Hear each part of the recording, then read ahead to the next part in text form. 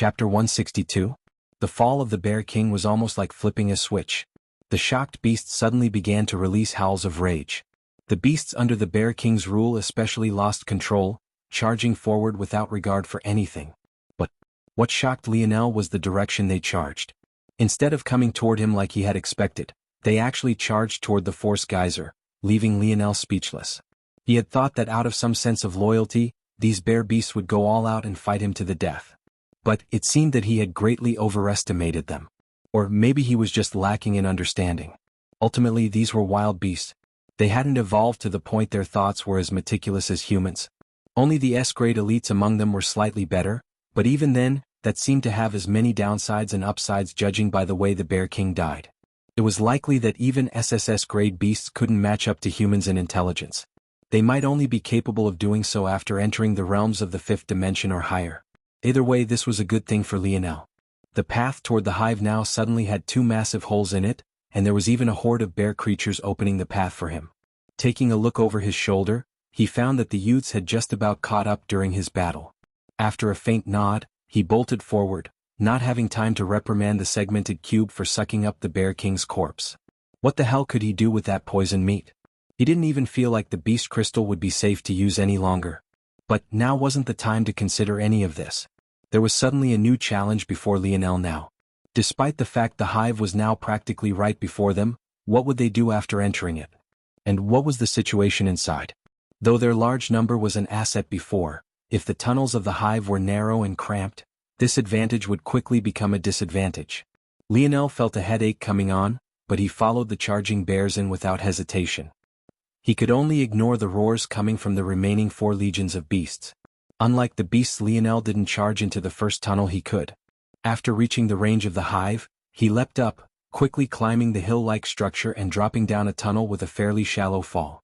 Seeing Lionel's actions, the youths followed with little hesitation. His method was indeed the best.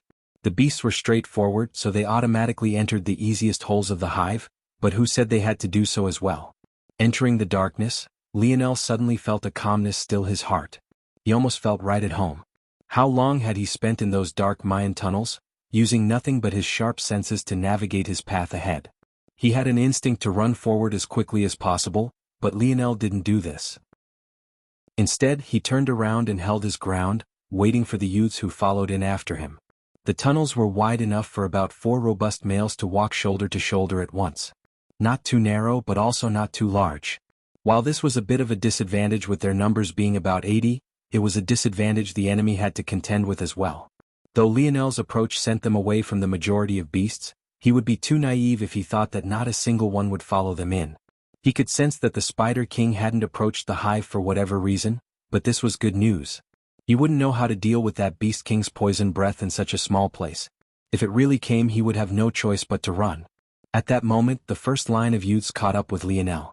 "Run by me, he'll hold the line here and kill any beasts that follow us in," Lionel said quickly. Roaring Black Lion and the other top youths of the southern and eastern lookouts were the first to catch up, unsurprisingly. When they heard Lionel's words, they understood his intention and nodded. King of Seas and Pisces hesitated for a moment, but they still followed suit. If they really stirred up problems right now, they probably wouldn't just be the enemy of the southern lookout youths. At that point, maybe even their own people would turn against them. Their gazes flickered as they retreated and Lionel pretended not to notice. Bear King died? At that moment, a familiar youth's eyes opened wide. He stood frozen on the spot, unable to understand. Compared to his reaction when Warrat-006 died, this was far more dignified. He knew exactly how powerful this creature of his was, yet it had died. Could it be that other powerful beasts had appeared? That was impossible. He had scouted the entire island and taken all the SS-grade threats under his control. Unless those beasts from the ocean really got here so quickly? Young Lord, is something the matter? At that moment, the others looked toward the youth, realizing his weird expression.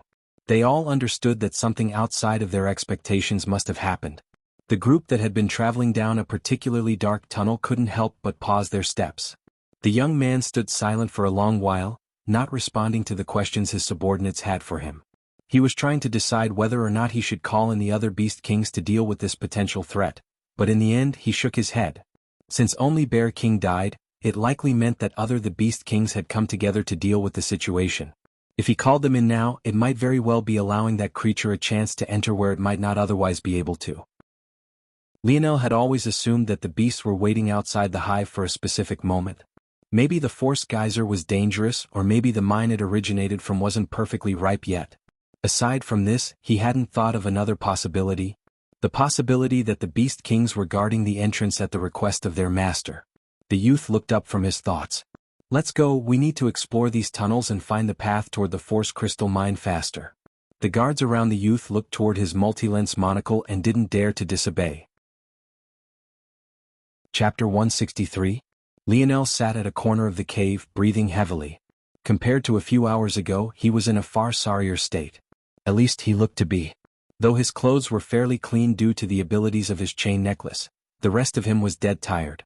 His visage was pale, his fingers twitched every so often due to the exhaustion of his muscles, and his breathing was haggard. Within the cave that branched from the tunnels of the hive, the other youths were present as well. Some of them sent worshipping gazes toward Lionel while others had more complicated looks. Among them, King of Seas and Pisces were especially left feeling complex. They knew now how powerful Lionel was, but it only left them feeling even more helpless. After a long while, Lionel's breathing finally calmed. He really wanted to go to bed at this point. His sleep in recent weeks hadn't been great due to that dark elemental beast. However, he obviously couldn't do so now. This was no different than the calm before the storm. They had dealt with their initial safety, but if they still cared about their long-term safety, they had to find a way to deal with the geyser. Though the cave they were in now seemed calm, this wasn't the case at all. The wind in here was especially volatile. It wasn't enough to hurt any of them, but the fact there was strong wind in a cave located so deep underground was already enough to raise an eyebrow. In addition, Lionel really didn't know if there were any other dangers associated with the Force Geyser, so sleeping in such a place was definitely not an option, at least not until he handled some things. Taking a deep breath to finally calm his heart, Lionel took out the Silver Disc Dictionary. How dangerous is this Force Geyser? Due to the overall silent atmosphere, Lionel's sudden voice definitely drew a lot of attention, especially since many had been sparing him glances to begin with. At first they thought he was talking to himself, but then they suddenly remembered that weird voice that replied to him before when he asked for the Spider King's weakness and couldn't help but listen intently. Ping. The term Force Geyser is unrecognized. Judging by Seed's meaning, force eruption is being referenced. Force flows from areas of high concentration to areas of low concentration. The human body is considered to be a semi-closed system. When approaching a force eruption, there is the potential of inducing a force node implosion which can result in the crippling or death of the person in question. Hearing this response, the youths immediately paled. Even Lionel grew several levels more serious. Did this mean that their best option was to ride out this force eruption until it came to an end? How long do force eruptions last? Ping. Replying to Seed, it depends on the cause. What can cause force eruptions? Ping. Force eruptions can be caused by the evolution of force mines, the death of powerful beasts, the evolution of worlds, the eruption of subdimensional zones. The dictionary went on to list what seemed like an endless number of cases. In the end, Lionel had no choice but to cut it off. How long will this one last? Ping. Fluctuations detected. Force eruption 93% similar to evolution of fourth dimensional force crystal mine. 37% similar to birth of crystal spirit. Calculating. 128:12:37:05. At first, Lionel didn't understand what the numbers meant, but when it clicked for him, his jaw couldn't help but clench. 128 days, 12 hours, 37 minutes and 5 seconds. When the other youths figured it out themselves, they paled even worse than they had before. How could they last for so long? That was practically half a year. Where could they get the food and water they needed? Even if they could somehow find a way to solve this problem, would they really be safe all this time? The worst part was that this was just the time it would take for the force geyser to stop. Who knew how long the force in this area would stay at a high concentration? As long as there was a vast difference between the force in this region and others, it would still be a hotbed for powerful creatures. As if all of this wasn't enough, even after the force reached an equilibrium, would that guarantee that the beasts who came would leave? What if they took this as their permanent residence? And even if they didn't, how long would it take them to leave? If all of these things were taken into consideration, the time they needed to spend here could easily cross a year, maybe even 2 or 3. The more they thought, the more they despaired. Would this really be the place they died? Lionel's eyes narrowed. He had absolutely no intention of dying here, nor did he have any intention of staying in this place for so long. Is there any way to stop a force eruption ahead of time? Ping. The force eruption of a force crystal mine is a natural process used to increase the force concentration of an evolving world. Hearing to this point, Lionel couldn't help but despairing a bit as well. If this was a natural, necessary process, didn't that mean they had no choice but to wait? However, the next part sparked his light of hope once again. The process involves forming natural force arts. To speed up the action of drawing these natural force arts, it is necessary to infuse the force crystal mine core with high-level force strengthening deviations. Grasping onto this faint hope, Lionel's heart grew agitated. What are natural force arts and how are they related to the force crystal mine? Ping. Replying to Seed, natural force arts are the creation of natural phenomena and often power naturally occurring evolutions. Complex runes are currently being slowly drawn on the force crystal mine core. The force eruption is the result of this process. After knowing this, Lionel only had one question left. What can I do to get close to a force eruption without dying? Chapter 164. That's too reckless, we can't do that. And what are we going to do if not? Wait here for death? He's right. What are we going to eat and drink? We won't last even half a week in this state. The raging debate of the youths went back and forth. It had already been 2 hours since Lionel's dictionary last spoke, yet they still hadn't come to any sort of consensus. Lionel leaned against a wall, not saying much of anything as he watched on. He had already made his decision. He would most definitely be traveling down to find the force crystal mine core. The only reason he hadn't yet was because he was allowing his body to recover. He had drawn too deeply into his reserves. Even before he battled the koi fish, that dark elemental beast had put him in a sorry state. His battle with the Spider King and Bear King only made an already bad situation worse. As if that wasn't enough, it took him another few hours to kill all the beasts that entered the same tunnel they had. For now he needed sleep and rest. After that he would think of a plan. He didn't know enough about how this hive was constructed. It was very possible that it was separated into segments that couldn't be accessed from one another no matter how much one walked through them. In that case, it might be necessary to exit this network of tunnels and enter again through another entrance. Thinking to this point, Lionel couldn't help but sigh to himself. Why was nothing ever easy? Unfortunately, he had learned long ago in the Mayan tomb that his internal sight couldn't penetrate walls. At best, he could snake it through the paths and look ahead. Lionel suddenly looked up, feeling that someone had suddenly sat by his side. It didn't take him long to realize that it was Roaring Black Lion even in the dim lights. It's funny to watch them, don't you think? Lionel chuckled slightly. What do you mean by that? They're separated into 2 groups. One group is too cowardly to go and wouldn't dare risk themselves. The other is also too cowardly even though they're pushing for us to go. They have no intention of putting themselves in the line of danger at all. They're only so adamant because they think we'll take on the brunt of the troubles for them. Which one do you think is worse? Roaring Black Lion did find this clown show to be quite funny. All of those powerful enough to actually make a difference weren't even speaking. Those like Lionel, him, Thunderous Clap and even King of Sea's group, were all in their own little corners of the cave. It was like they were allowing the weak to make the decision for them. The truth was that since they were the most powerful, they suffered the most to get them here. How could they have the energy to mind this argument? Most of them already made their own decision. Which is the worst? Lionel thoughtfully smiled for a moment. Probably the 7 of us who aren't speaking at all.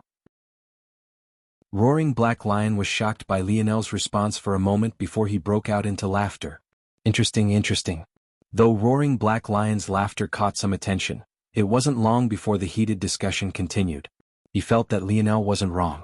All 7 of them were sitting back, watching those far weaker than them debate back and forth as though their opinions meant anything. It was almost like watching the truth of the world play out before them.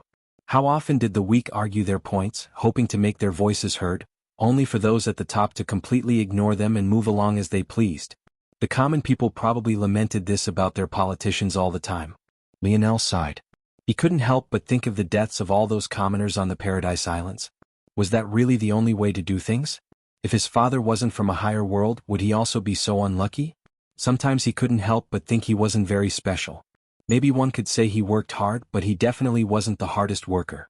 There were probably those out there working 10 times, even 100 times harder than him. Yet they probably didn't have even half of his results. What should he tell these people? Too bad? Be born with better parents in your next life? Seemingly sensing the heavy thoughts his innocent question brought down upon Lionel, roaring Black Lion patted his shoulder. I wanted to tell you thank you, I didn't get a chance to before. Lionel blinked. Thank you? For what? For covering my face after our battle. And, I guess for also clearing a path for all of us to get this far. I know you didn't have to. Lionel's brows raised. He didn't expect such a simple action of his to elicit such thankfulness from roaring Black Lion. He hadn't even really thought about it much back then. He only thought that since they were all obviously hiding their faces for a reason, he should help them out with that. Lionel himself didn't really care much about the mask he wore either. He only wore it for the sake of blending in. The Empire definitely knew everything about him already. At this point, there wasn't much of a need to hide himself in this way. Though that brute over there doesn't say it, he's thankful too. Roaring Black Lion said with a laugh, pointing toward Thunderous Clap. Lionel smiled. There's no need to thank me, it didn't take much effort on my part at all. Roaring Black Lion looked Lionel up and down as though trying to figure something out. What, is there something on my face? You're too easy to talk to, Sir Indomitable. Roaring Black Lion said in an overly servile manner. Lionel laughed.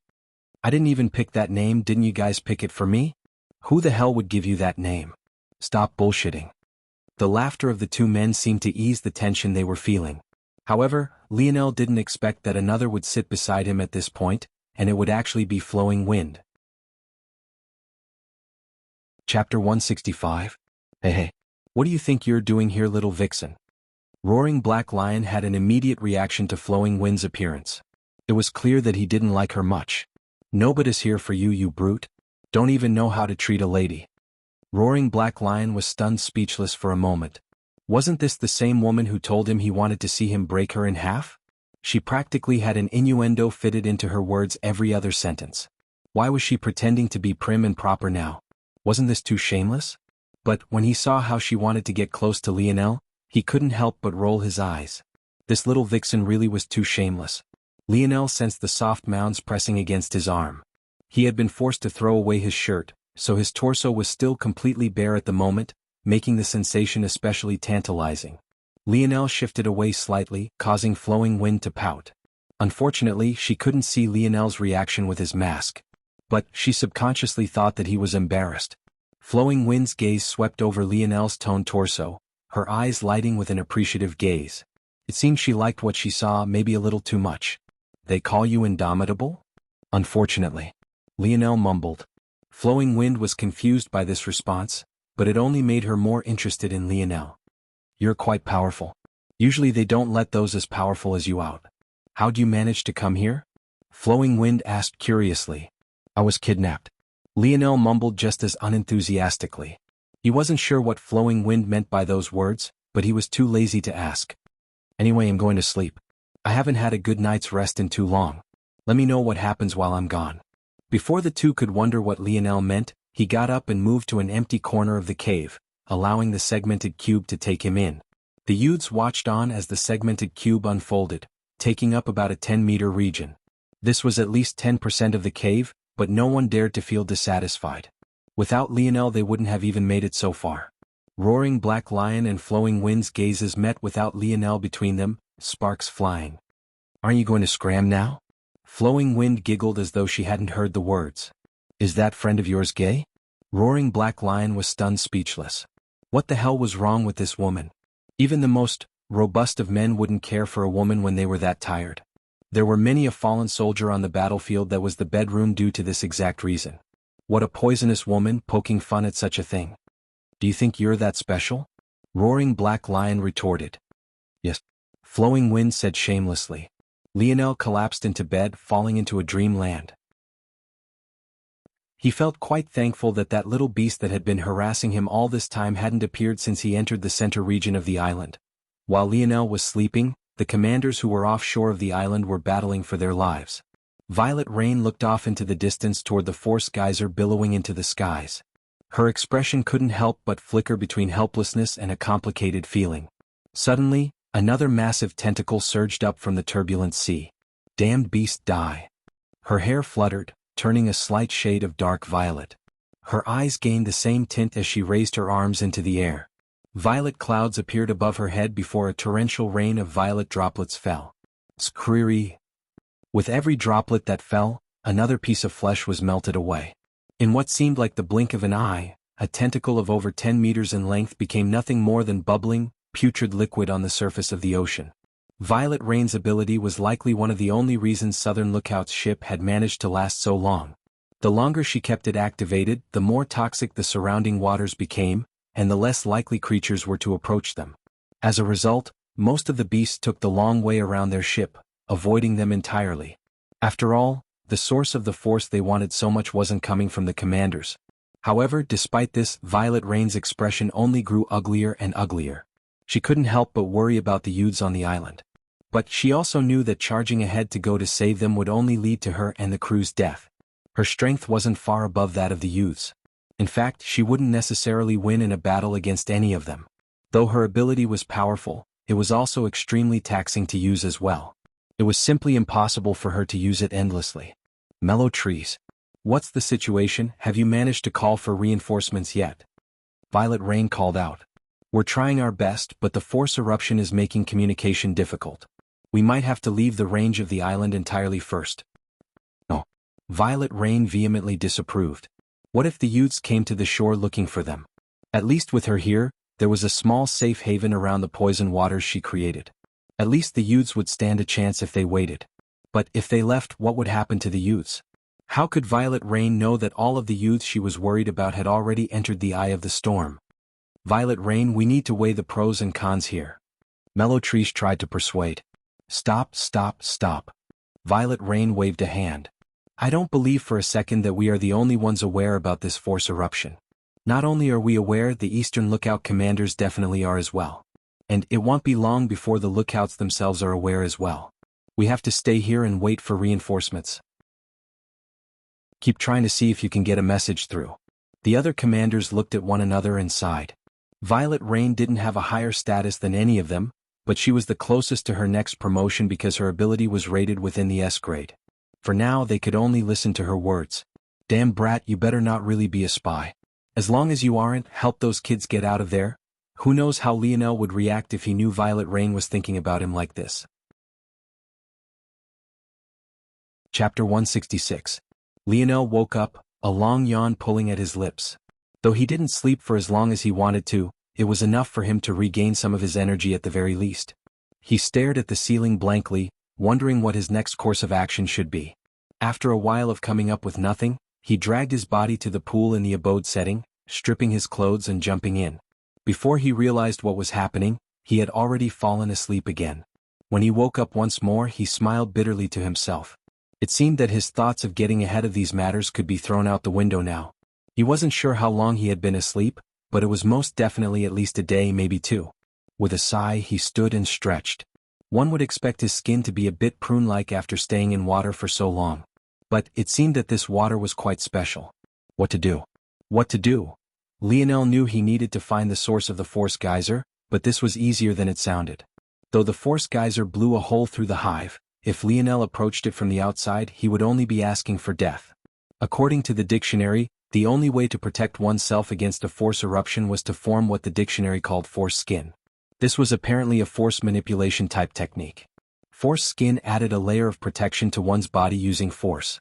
As long as one created one of high enough concentration, the force around the force eruption wouldn't detect the low force concentration within your body and would thus not try to enter your force nodes. As there were a few problems with this though, the main of which was stamina. It took a lot to create such a high-density force skin. That meant that it was in their best interest to delay the time they spent in direct contact with the force geyser as much as possible. Obviously, if they wanted to do this, they couldn't enter from the top of the hive, or else their force skins would give out before they could even get close. Their best option was to take advantage of these network of tunnels to block the brunt of the force eruption and only expose themselves when they were already as close as possible. Unfortunately, this was easier said than done. Lionel absent-mindedly switched the segmented cube into its lab setting. It was only now he realized that the force concentration of the segmented cube had actually recovered so quickly. In fact, not only had it recovered, it was the highest concentration Lionel had ever seen it at. This should probably be enough for me to form my 7th and 8th nodes. Though he thought this, Lionel hesitated to do it. Without knowing where his 9th should go, he felt a bit doubtful of himself. What if he really was taking the wrong path? Maybe I should ask the dictionary. Lionel threw this to the back of his mind. Now wasn't the time to think about this. Whether he had 9 nodes or 6, he would still need to get as close to the force geyser as possible if he didn't want to die. What was more important now was figuring out how to deal with this situation. Lionel's gaze swept across the shelves of snow globes. By now they were filled with all sorts of creatures, each perfectly preserved. He had already killed well over 200 beasts since he stepped onto this island, so there were definitely quite a number.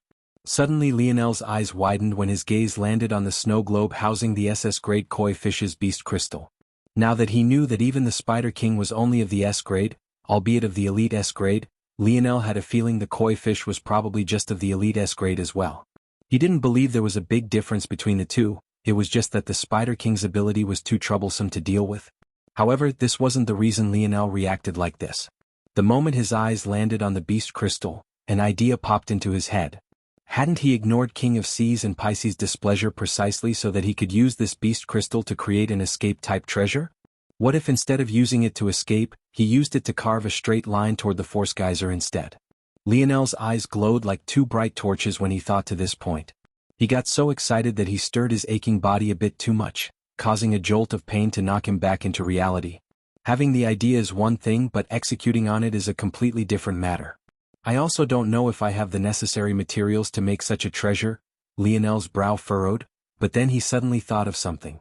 If the dictionary could scan and find zones, could it scan and find other things? If that was the case, maybe it wasn't even necessary for him to refine this treasure now. Are you able to find your way through these tunnels? Lionel asked expectantly. Ping. Replying to Seed, Father Overlord has not programmed this function into the dictionary. When Seed is skilled enough, it will be possible to upgrade and modify the dictionary himself. Lionel almost couldn't refrain from rolling his eyes. He should have expected that his father would program in a name like that for himself. What kinds of things can you scan for, then? Ping. Replying to Seed, the dictionary can scan for anything within its database. Lionel shook his head at this response.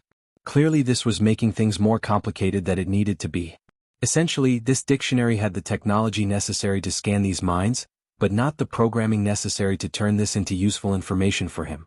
It was either that this was an oversight, or his old man was purposely making things difficult for him. Taking a deep breath, Lionel threw these things to the back of his mind. Scan for veins within this network of tunnels for me. Lionel didn't believe that a hive that hosted a force crystal mine core didn't have other ores lying in wait for his use. This was the ideal environment for the formation of such treasures. Since he didn't have the materials he needed, he would just have to mine them on his own. Chapter 167. When Lionel reappeared within the cave, several eyes looked toward him at once. Their reactions were so quick that Lionel could practically hear the wind their spinning heads caused. Toward such a reaction he could only smile bitterly. It seemed that they really had been waiting for him. Not a single person was missing from the time he had left to now. What else could they be doing if not waiting for him? Have you all come to a decision? Lionel asked. The youths looked at one another, but it seemed that the answer to the question was no. They had likely just gotten tired of arguing and let the matter rest for now. At least, that was what Lionel had thought before he realized that many of them were even avoiding his gaze as though being embarrassed by something. What about you all? Lionel asked with narrowed eyes. Though it was the same question this time, Lionel very obviously aimed it toward the 6 others who could be considered near his level of strength. Pisces stood upon hearing these words, walking toward Lionel with a confident expression. Though there didn't seem to be disdain in her gaze, this was only because she knew that Lionel was much more powerful than she was. However, there seemed to be something that had greatly boosted her boldness regardless. While you were away, we came to a consensus as a group. Did you? Lionel looked past Pisces, sending a questioning gaze toward the others. As he only got a shrug from Roaring Black Lion. Thunderous Clap avoided his gaze as though he too was embarrassed. As for Chasing Wind, though she met his gaze, there was a tinge of guilt within her eyes. But for some reason she would feel even more guilty not meeting Lionel's gaze, so she put an effort to not look away. As for Flowing Wind, she was observing the situation as though she was a passerby, happy to see the world burn. Though Lionel couldn't see their faces, making it difficult to tell their true intentions, he still had a good idea. Roaring Black Lion didn't seem to care about what was going on. He only shrugged to show that he had nothing to do with what was happening, but he couldn't do much to change anything either. Thunderous Clap likely put the most effort into trying to stop what was happening, but he too couldn't move the needle. He seemed to take this much harder than roaring black lion, something that made Lionel smile beside himself. He found this thunderous clap to be quite adorable. As for chasing wind, her gaze seemed to make it seem like she had made the most logical decision for herself. As such, though she felt bad for Lionel, it wasn't to the extent of changing her decision. Her actions of meeting his gaze was to let him know this. Interesting. The last person Lionel looked at was King of Seas. He seemed to have the most sour look in his eyes, as though he was losing out even more than Lionel. After seeing this, Lionel had a decent idea of what decision these people had come to. I don't agree. Before Pisces could even explain what was going on, Seer suddenly called out. I don't agree either. Precious moment affirmed Seer's words. The two of them had been saved by Lionel at a critical moment. Had it not been for Lionel, they would be dead. How could they agree to this? In truth, it wasn't just them that had been saved. Even setting aside the fact that Lionel taking the vanguard had kept their casualties to a minimum, there were many others he had directly saved just like the two of them. Your opinions were already heard. We came to a consensus as a group. Further words are meaningless. I'm sure you already remember the vote totals. Pisces spoke coldly, not allowing the two to say any more. She swept a glance of indifference toward them before looking back toward Lionel with her lofty expression as though everything was playing to her tune. In your absence, we decided that our best chance at survival was for you to hand over the SS-grade beast crystal to me. As long as I ingest it, there is a high chance my ability will mutate to gain some characteristics of the koi fish. In that case, maneuvering through these tunnels will become much safer for us all and we'll be able to follow the advice your treasure gave us. That day they had all heard the words of the dictionary.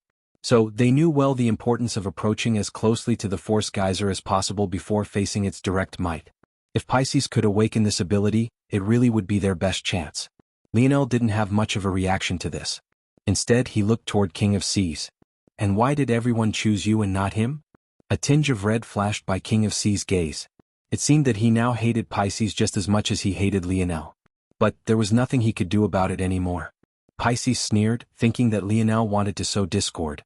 But she replied calmly as though everything was still easily within her grasp. In her opinion, the big obstacle had been King of Seas, not Lionel. It wasn't because the former was more powerful than the latter, but because only the former could sway public opinion away from her. It's simple really. King of Seas' affinity with water can only be considered auxiliary. His main ability is his transformation into a merman. This allows him greater defense, strength and speed, in addition to a boost to these things while in the presence of water. Of course, he also gains the ability to breathe underwater as well. Pisces explained patiently and without hurry.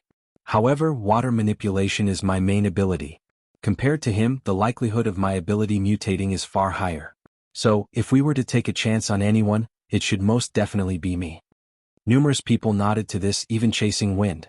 It seemed that she had also been swayed by this logic. It did indeed make sense. And in chasing wind's opinion, it would be quite selfish of Lionel to refuse. After all, he didn't have a water ability. I hope you don't take offense to this. Chasing wind suddenly spoke. In fact, if Lionel thought about it, this was the first time he had ever heard her voice. We are only trying our best with what we have. Had you had a water ability, none of us would have agreed to this. Lionel nodded toward this. He indeed didn't feel angry about this. That said, I understand where you all are coming from and there isn't anything wrong with your line of thinking. Pisces' smile bloomed when she heard this, almost as though the beast crystal was already in her hands. Unfortunately, I still can't agree. Toward this, Pisces' expression could only darken. Chapter 168. You. Pisces swallowed her anger and regained her calm. Are you sure that's the decision you want to make? I know that you are very powerful, but this is a matter of life and death for us all. Do you understand this? Lionel could already sense several hostile gazes aimed toward him. The only ones who didn't seem to have this reaction were Seer and Precious Moment, along with Roaring Black Lion, Thunderous Clap, and, surprisingly, King of Seas. It seemed the last took quite a bit of pleasure in Lionel rejecting Pisces. Of course, there was also Flowing Wind who seemed excited by this turn of events. Only now would she be able to watch the best show. Calming Wind furrowed her brows, looking toward Lionel with disappointment. Lionel shook his head. These people really wanted to fight him? He had to admit he really couldn't beat them all. This space was too restricted for one. And, secondly, his body still hadn't recovered from making sure they all got here safely, ironically. Of course, if he wanted to run, he didn't think that any of them had the speed to keep up with him, but without the map of the tunnels, there was no telling whether or not he would run into a dead end before he escaped. Of course, he had already memorized the path they took to get here, but that led outside. What was he going to do? Run back to those beast legions? Who knew what kind of wild nonsense was happening out there right now? Ultimately, he really didn't have the ability to deal with all of them. Though he was disappointed in what was happening, he could understand where they all were coming from. Those from the southern lookout still had a somewhat jaded opinion of him. It was only due to his recent actions that those ill feelings began to turn around somewhat. However, humans were creatures who often fell victim to groupthink and confirmation bias. Whatever good impression they had of Lionel was easily overridden by his actions now. To an outside observer, his actions did indeed seem selfish. As from one perspective, Lionel didn't have to give his things to others if he didn't feel like it. But this time this matter involved all of their lives. How could they just sit idly by? Indomitable, don't be so shameless. This isn't about you. Ruptured Artery, who already hated Lionel to the core to begin with, couldn't help but to stand out at this moment. The rowdiness of the group of youths seemed to only grow with each passing moment. Pisces didn't even have to say a word, and many had already defended her position for her. That's enough, this doesn't need to devolve to violence. Calming Wind finally stood from her seated position, walking toward Lionel. Indomitable, please think of the overall situation. Is it really appropriate for you to act in this way? Lionel was starting to feel a bit annoyed. After all, he was human. As much as he wanted to be understanding, he had limited patience as well. But still, since he knew their intentions weren't overly sinister, he kept whatever bubbling dissatisfaction he had down. Instead of exploding with anger, he flipped a palm, allowing a familiar silver disc to appear. Scan her ability, Lionel said calmly. Ping, generating nomenclature. Evolution stage, Tier 6 Black. Evolution type, Elemental. Evolution, Water Sense, Water Manipulation, Water Sense, greater affinity for water elemental force. 50% boost in comprehension and power in using water-based force techniques. Water Manipulation, control over the water element. Pisces widened her eyes. Even the Slayer Legion lookout hadn't been capable of giving such sharp analysis of her ability. What was going on? And more importantly, what was Lionel's purpose? What is the likelihood she would gain the water metamorphosis ability upon absorbing the koi fish's beast crystal? Ping. Replying to Seed, Father Overlord did not program this function into the dictionary. Once you are skilled enough, it will be possible to upgrade the dictionary. Pisces, whose heart had constricted, sighed a breath of relief. Her smile bloomed once more as she felt Lionel's display had failed. What would he do now that his little trick was going nowhere? Lionel, seemingly having expected this though, didn't show much of a reaction. What are the chances of mutating an ability upon the ingestion of a beast crystal? It seemed that the dictionary wasn't able to perform ultra-specific tasks. Lionel had a feeling that his father purposely created it this way. Like this, he would be able to gain supplementary knowledge without relying on the dictionary to do every and anything for him. Ping. Replying to Seed, without a crystal absorption technique, the likelihood is 1 in 10,000.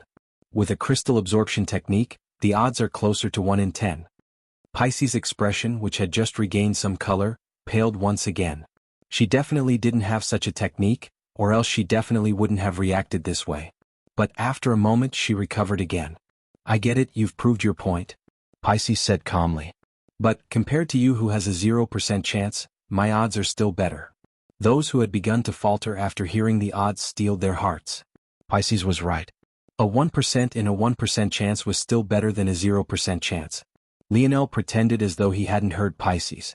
What are the chances a Force Crafter has in extracting a specific ability from a beast crystal? Ping. A Force Crafter with a crystal spirit familiar has a 100% chance. All other Force Crafters have a percentage chance depending on their skill and their strength in comparison to the beast the crystal was taken from. What are the lowest odds? Ping. Replying to Seed, about 10 to 20% as long as the beast crystal shares its dimensional grade with the Force Crafter. If trying to extract an ability from a higher dimensional creature, 0%. Am I a Force Crafter? Ping, yes. What are my odds of success? Ping is. Taking Seed's ability into consideration, Seed has a 78% chance of success. And if I awaken my metal synergy lineage factor? Ping. That would allow Seed to take greater advantage of the senses of Seed's metal spirit, which would boost the chance of sensing the ability in question. In this case it will be about 92%. The more Lionel spoke, the paler Pisces became. It was as though she could see the beast crystal she thought of in her dreams slipping away. Chapter 169. Lionel was pleasantly surprised that the dictionary was able to give him the odds he needed. He was prepared for it to be unable to do so, just like it wasn't able to read Pisces' specific odds. But, if he thought about it, it made a bit of sense. The dictionary his father left him had two major purposes. The first was to inform him about things he was ignorant of, and the second was to guide his force crafting. It made sense that it was unable to use its scanning ability for tasks unrelated to force crafting, but could when the topic at hand was crafting itself. Since it's like this, it's a bit more acceptable. Lionel nodded to himself. I think a 78% chance is better than a 0.001% chance, right? Lionel asked. Pisces gritted her teeth, but she really had no response. Force crafting? This was already an incredibly rare profession to begin with. For those of Earth who had just taken their first step toward evolution, the rarity was even more exaggerated. The force crafters of Earth could be slotted into two categories. Either they were curious scientists who held positions as researchers even before the metamorphosis descended, or they were among the very few who awakened force crafting-related abilities. This was all to say that this profession wasn't prevalent in their minds. They could have never imagined that someone with combat effectiveness as high as Lionel would also be a force crafter. In fact, there were many of them who still didn't know what a force crafter even was. I hope you all see now that I wasn't trying to be selfish. I really am our best chance. If there's anyone else with a higher probability, I really wouldn't mind handing the beast crystal over. Lionel wasn't saying this just to say it. He really did see the point of view of the youths around him. Their ask of him might have seemed unfair from one perspective, but it was also not overboard either. In addition, even if he had to give the koi fish's beast crystal over, he could still bet on himself by trying to complete a similar treasure using the Bear King's beast crystal. The only reason he had set it aside for now was because the Bear King's body was contaminated. At this point, Calming Wind felt a bit embarrassed. She had gone from, albeit somewhat reluctantly, meeting Lionel's gaze, to now wanting to find a place to hide herself as quickly as possible. Bowing her head slightly, she apologized sincerely. I'm sorry. She didn't say anything else as she retreated, causing Lionel to have a better impression of her.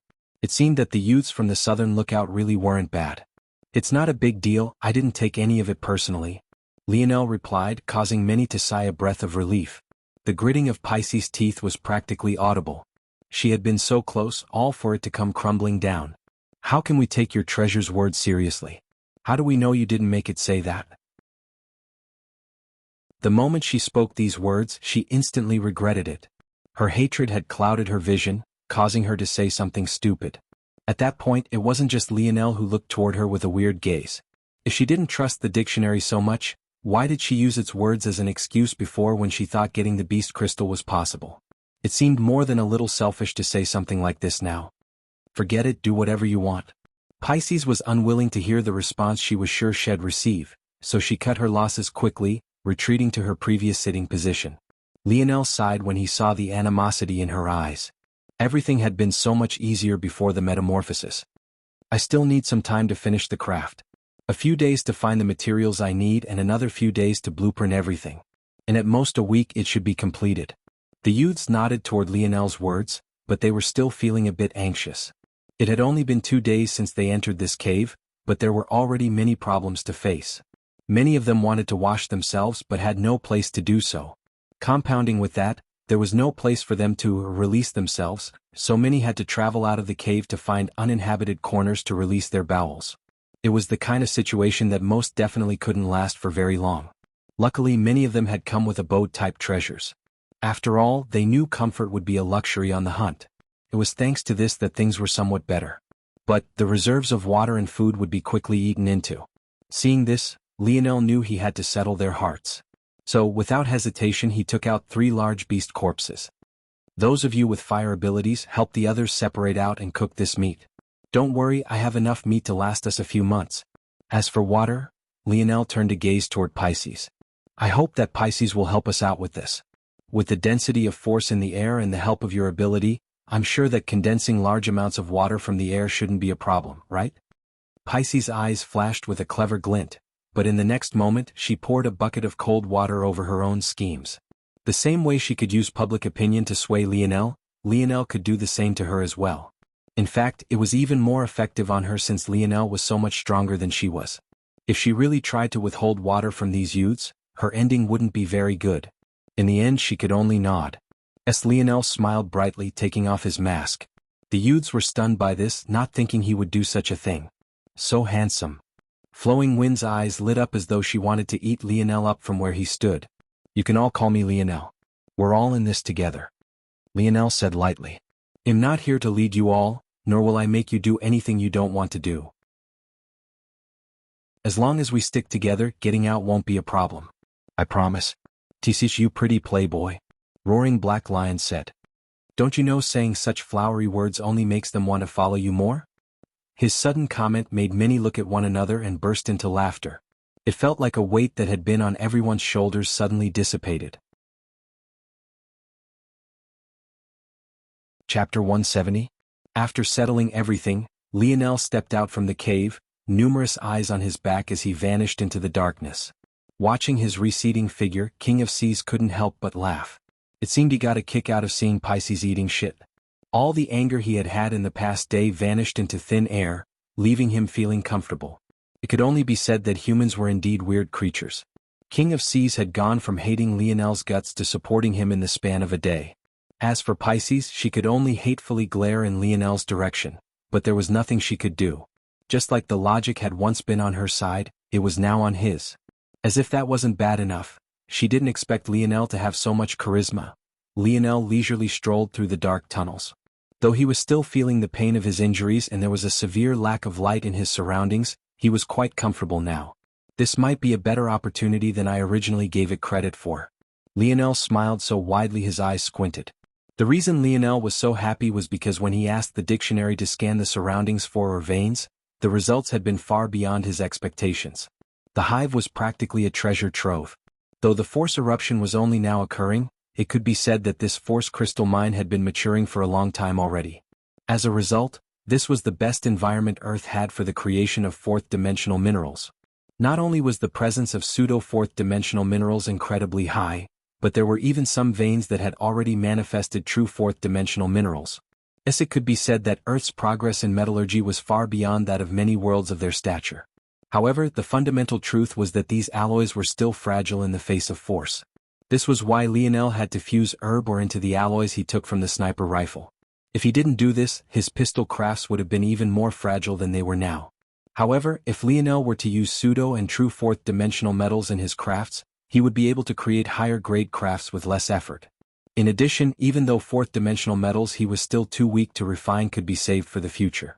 In all likelihood, these metals would be very valuable even in true fourth-dimensional worlds. But now, Lionel practically had them all to himself. Thanks to the dictionary he could easily find them through the thick walls. And with the help of little Tali, the mining process wouldn't be much of an issue either. Seemingly sensing Lionel's excitement, the little metal spirit coiling around his fingers bubbled with happiness, eager to be of help.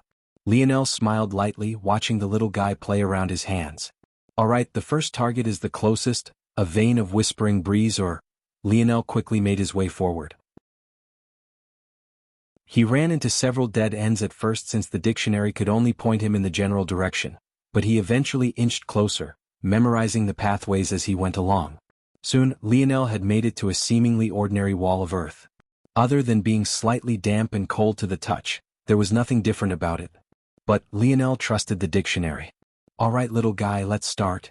Little Tali split into numerous little silver balls, bouncing around Lionel's hands with excitement before it coated the latter's palms. Lionel pressed his hands into the wall, entering spirit unity and using Taliver's keen senses toward valuable minerals to see the hidden veins. There it is. After sensing it, Lionel began to channel force into his metal spirit. Not much unlike projecting the shape of the part he wanted, Lionel made sure to only carefully carve away the pieces of earth not related to the valuable ore. In truth, little Tali did most of the work. Even without Lionel's support, it was made to melt away and absorb minerals. In fact, it might very well be possible for Lionel to rely on his familiar to carve a path toward the force eruption rather than forging a craft with the koi fish's beast crystal. The only reason he hadn't was because he didn't want to overwork the little guy. Carving out a bit of rock covering a vein was one thing, but digging through hundreds of meters of earth was a complete other thing. Soon, a silvery green metal shone before Lionel. It had quite a resplendent light as though it was crowned by a halo. Higher dimensional metals always had halos like this. The only exception was black herb Oregon. As long as it was within a world beneath its dimensional grade, it would always shine like this as though scared others were unaware of its value. The more dimensional grades a metal surpassed its current world by, the grander the halos that covered it would be. Similar logic followed for other natural treasures and even beasts and humans. Whispering Breeze. It's an excellent wind elemental vessel and known for its sharpness and light weight. Not bad. It might be useful when I finally get around to making the movement treasure. Lionel would often think of Captain Sella's chariot. Though she was a vile human being, her chariot wasn't at fault. Elemental vessels were a type of ore. Just like herb ore, which was a great foundational metal, known for its ability to stabilize two opposing minerals that would otherwise not mesh, there were other families of metals as well. Elemental vessels was a family that had an advantage toward containing certain elemental force types. As a wind elemental vessel, Whispering Breeze was exceptionally good at containing the wind element. It also got its name due to its high level of stability. It's able to take in a large amount of wind element and make use of it while maintaining quiet and steady operation. This was quite ideal for forging a vehicle. Lionel smiled brightly. For the little guy, chewing through the normal rock around the vein wasn't a problem. It didn't even take half an hour before it was completely exposed. After that, Lionel could practically pull out the whole thing with his bare hands. One down, hopefully many more to go. They'll definitely need to find a good water elemental vessel. If I can find a dual water-earth elemental vessel, I might be able to make the craft even better by integrating the koi fishes and the Bear King's beast crystals. It seemed the saying really was true. There were only benefits to gain in the midst of danger. At any other time, such a large treasury of minerals would have been monopolized by the Empire or the Slayer Legion. But now, as much as Lionel could take, he would take. Chapter 171. Many hours later, one could find Lionel in a familiar position. His hands were pressed flush against a wall as force slowly flowed out from his hands. Though this seemed simple for him, it was actually quite difficult. Since he forewent placing force nodes in his hands, it was a bit more difficult for him in comparison to another to achieve this result. But, with how high his spirit was, how could his force control not also be great? Soon, another ore had manifested. This time, it radiated a dirty gold light. It was quite similar to the fur coat of the Bear King, albeit much less resplendent. Black-tempered vein ore? Lionel smiled happily. Vein ores were another family of metals. They could be considered another ore type that was almost as important as herb ores. However, they were just barely lacking. In truth, the value of vein ores was above herb ores. However, the reason herb ores could be considered a step above in usefulness was because it had an impossibly wide variety of applications. One could use herb ores in practically every force craft imaginable. It was for this reason that the universal currency of the universe were herb coins. However, vein ores were used in particularly intricate creations. They had characteristics very similar to force pathways that linked one's force nodes. When they were used in crafts, they allowed force to flow more freely. That said, this wasn't the most important use of vein ores. Their greatest use was in drawing more permanent force arts. Take for example Lionel's pistol craft. He had to draw the force arts directly onto the alloys he fused with his black herb Oregon. However, had he liquefied a compatible vein ore first, and then used it to inscribe the force arts, their power would gain a great boost. In addition, it would greatly strengthen the nozzles as well, allowing them to withstand many more shots. There was a final more secretive use of vein ores as well. In fact, Lionel wouldn't even be aware of this had it not been for the words of the creator of Dimensional Cleanse. According to the creator, there was a special type of vein ore that could be absorbed. The special energies of this vein ore could be used to strengthen one's force nodes. Though this wouldn't increase the amount of force one could hold, there were many other benefits to this. Firstly, it would be possible to replenish one's force nodes faster. It was necessary for many to artificially cap their consumption of force to avoid damaging one's force nodes. Though force nodes are self-created, they can't be willfully abandoned. This is a law enforced by the universe itself. So, injuries to force nodes needed to be avoided at all costs. Secondly, this would make it easier to compress force nodes in the future when it becomes necessary to cross the boundary of a higher dimensional body. For someone like Lionel, this second point was especially important. Though his force nodes being constructed of 100 cells sounded grandiose, the truth was that this made his future path far more difficult as well.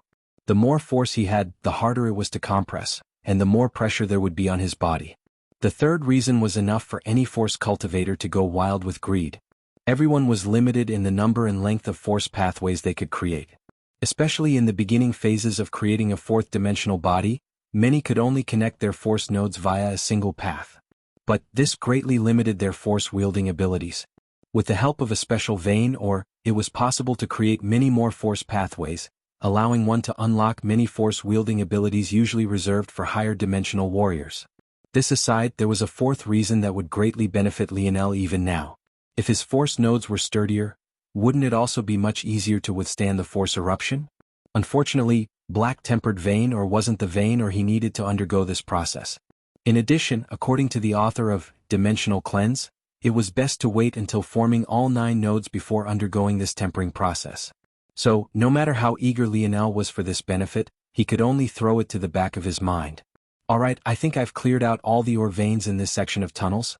As expected, not all the tunnels are linked. If I want to explore more tunnels, he'll have to leave the hive and enter through another entrance. Lionel was hesitant to do this. He didn't know what the situation was outside. If he left, he would probably expose everyone to danger again. Even if he set everyone else apart, he still needed to worry about himself. After all, he would still need a while longer to recover to his peak. Forget it. I've harvested enough for now and have all the materials I need. Even though I didn't find a dual water-earth elemental vessel, I did find an earth one. If I combined that with the rushing river vein I found, it would still be possible to combine the 2 beast crystal abilities. Much like elemental vessels, there were different types of vein ores as well. Rushing river vein ores were especially good at inscribing for water elemental force arts. So, if Lionel was careful with his planning, it would be possible to combine the 2 without much issue. Just like before, Lionel took his time to dig the entire vein out. He knew that if he kept the core of the vein intact, it might be possible for the vein to grow more ores for him in the future. Who knows, maybe the segmented cube had this ability as well. Even if it didn't, Lionel would still do this. Just when Lionel was content with his gains and about to return to the cave to get started on the blueprints, his steps suddenly froze. There, on the wall he just extracted the vein from, there were faint cracks.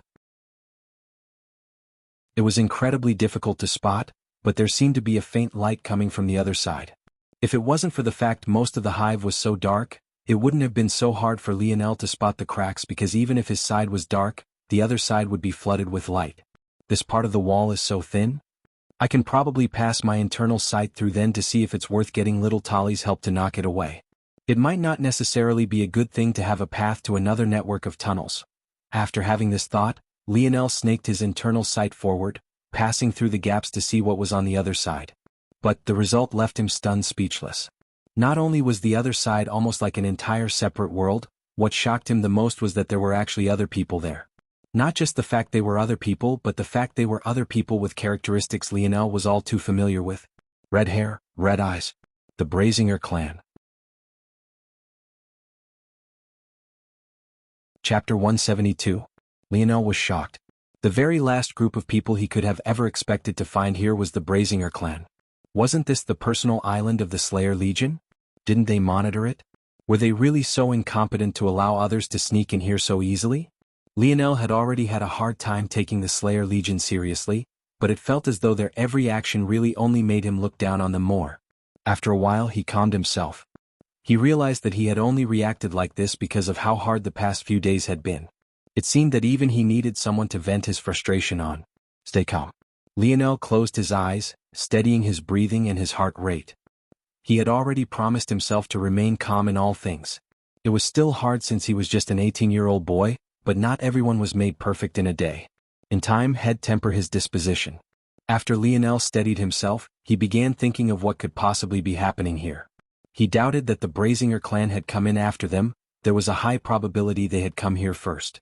In that case, could it be the force eruption was predicted by them? Or was it that they wanted to take advantage of the ore treasury that was this hive? There's another possibility as well. Lionel furrowed his brows.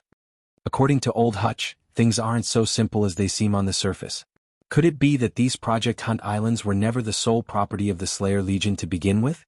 When Lionel had this thought, he felt that his whole world had been turned upside down. Hutch seemed to talk like the decision to let the commoners of the Paradise Islands die was a mutual decision. Was the relationship between the rebels and the Empire really so simple? The more Lionel thought about it, the more confused he became. Forget it, thinking about it myself won't get me anywhere. I'll observe them first. The space on the other side of the cracks really did seem like an entirely different world. It felt as though one had to step inside a spatial crack to reach it, but the truth of the matter was that it was within the hive just like every place else. Though the space was dark much like the other network of tunnels, there was a dim halo of light around it. This light didn't come from the sun, but rather the countless plants littered all around. That was right, this space within the hive looked no different than a garden. And the halos of light being emitted from the plants were none other than the halos natural treasures had in the presence of a lower dimensional world. There didn't seem to be any large source of water anywhere within the cave, making their existence baffling. The only hints of liquid were the drippings that fell from the stalactites on the ceiling. Mellow dew stalactites. Lionel trembled slightly. Mellow dew stalactites could form a single drop a day. Each one of these drops were the greatest nourishment for natural treasures, whether those natural treasures were plants like the ones in this cave space, or the current ores in Lionel's possession. The dewdrops also had exceptionally high concentrations of force. They could essentially liquefy force, creating what could be classified as a force-strengthening deviation despite the fact it had no other characteristics aside from its high concentrations. Just to put these matters into perspective, just a single drop from these stalactites was enough to form any one of Lionel's stars. This was how exaggerated the matter was. Yet, the ceiling of this place was formed by at least 50 mellow dew stalactites. It was no wonder this place didn't need any water to grow so many wonderful plants. A single drop of that dew would be enough to raise even an acre of fourth-dimensional plants without issue. Unfortunately, Lionel didn't know what these plants were. He could tell they were valuable, but he wasn't a force pill refiner, so how could he know anything about them? Luckily, he could rely on the dictionary if need be. He was certain these higher-dimensional plants were in its database. Wow, I didn't think we'd find something like this. How do you think these plants managed to grow here? There were two men, both of similar stature. They seemed to realize they had stumbled upon something valuable, but they didn't know how valuable it was. Their knowledge was limited. All they knew was that due to all these halos of light, these were definitely at least fourth-dimensional herbs. Let's mark this place down and let the young lord know about it. Right now, the priority is still to find a path toward the Force Crystal Mine. We're running out of time. Lionel's gaze flashed. Young lord? Could he be talking about that monocle guy? A hardly concealed rage flashed through Lionel's gaze. He had always been one who found it difficult to kill. It was only after countless battles that his heart began to slowly accept the kind of world he lived in now. However, if there was someone he wouldn't hesitate to kill, it was the junior Governor Duke and that monocle-wearing young lord of the Brazinger clan. It seems they split up to cover more ground. Their aim is also the Force Crystal Mine. I can't guarantee that monocle-wearing bastard won't be interested enough in this place to set everything aside to come here first. These two might not know the value of mellow dew stalactite, but that doesn't mean he won't. A resolute glint took hold of Lionel's gaze. Though he was injured, he was still confident in taking on these two. Plus, if he could capture them, he might be able to dig out more information about what the Brazinger clan was doing here and if they had any connection to the Slayer Legion. No, they shouldn't have a connection, or else we wouldn't have been sent here at this time. Even as Lionel was thinking this, he had already sprung into action. Taking advantage of the darkness, he stealthily had little Tali devour the thin, cracked wall and rolled into the world of grass and plants. Without hesitation, he quickly followed after the two men who had just left the wide space of greenery. Chapter 173. Lionel looked down toward two unconscious men. He had already guessed that taking them down wouldn't have been a problem, but even he hadn't expected it to be so easy. In fact, it could be said that he was a bit too heavy-handed. However, Lionel hadn't had a choice. This whole knocking people out and taking hostages things was completely new to him.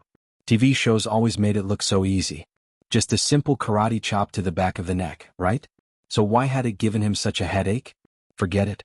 He'll use those vines to tie them up in the segmented cube and bring them back. How do I harvest these plants? Lionel asked. Ping. Replying to Seed, the best choice is to make use of the segmented cube's suspended animation ability. Suspended animation? Lionel was confused for a second before he understood. It must mean the snow globes. The snow globes of the lab setting had always been a mystery to Lionel. At first he had thought there was a finite number. But after he had collected the corpses of a couple hundred beasts, he realized that the snow globes multiplied without end. It seemed there would always be enough for his needs. Also, he realized that corpses weren't the only thing he could hold in them. All of the ores he had collected had been taken in by them as well. What exactly does the suspended animation ability do? Lionel asked. Ping. Suspended animation, Phase 1 ability of the segmented cube's lab setting. It is able to house the living and the dead in the exact state they entered as no matter how much time has passed, evading the harshness of the passage of time. Lionel nodded. This was about what he had expected. His spatial bracelet could somewhat replicate this feat, but it wasn't the exact same. The reason why things in his spatial bracelet were non-perishable was because living things couldn't exist within it. As a result, there was no bacteria or fungi, so how could things go bad? But, from the explanation of the dictionary, it seemed that the ability of the snow globes was far more profound than this. It also didn't seem like it restricted the living either. This is perfect. I was worrying about how I would store all these plants, but if this is the case there shouldn't be a problem. Though everything seemed to be going smoothly initially, Lionel was soon lamenting his plight. Unfortunately, the space within each snow globe was limited. So, he had to uproot each plant individually before moving on. How could this not leave him feeling aggrieved? If the lab setting could produce these snow globes endlessly, why couldn't it make one with more space in it? Soon, Lionel realized that it wasn't a matter of space. Despite the Bear King being over 5 meters tall, it still fit in one. Yet these plants, root and all, were barely a foot tall in most cases, but they took up an entire snow globe to themselves. It seemed that the ability of the suspended animation wasn't as simple as Lionel thought. It was likely that the snow globe was capable of perfectly adapting to the object it took in, adjusting its settings appropriately depending on the item. Unsurprisingly, it took Lionel several hours to take in every plant. It would have been faster, but he didn't want to accidentally harm them. So he could only move slowly. Soon, the garden had fallen into darkness, the only hint of light coming from the shimmering stalactites above. Lionel gasped for breath, stretching out his back. Plundering treasures is actually such hard work. Though he said this, he looked around the garden with a sigh. Who knew how many years it had taken for it to reach this state? He wanted to take away the soil beneath his feet and the stalactite on the ceiling of the space, but he really had no means to. It had already taken him so long just to uproot the plants, how could he shovel all this soil into the segmented cube? Even aside from that, he had no idea where to even begin with the stalactites. They were easily 20 meters above him and each the size of a tall human man. Just when Lionel felt that he could only leave such treasures behind, the segmented cube appeared on its own again. It separated into its jigsaw-like puzzles and shot across the room, enveloping it completely. Lionel blinked and by the time his vision cleared, the once beautiful garden had become just as bland as every other cave in this place. The only hint that it was once something more were the vines and lush patches of moss that covered the walls. Lionel was speechless. If it could do this, why the hell had it let him waste so many hours here?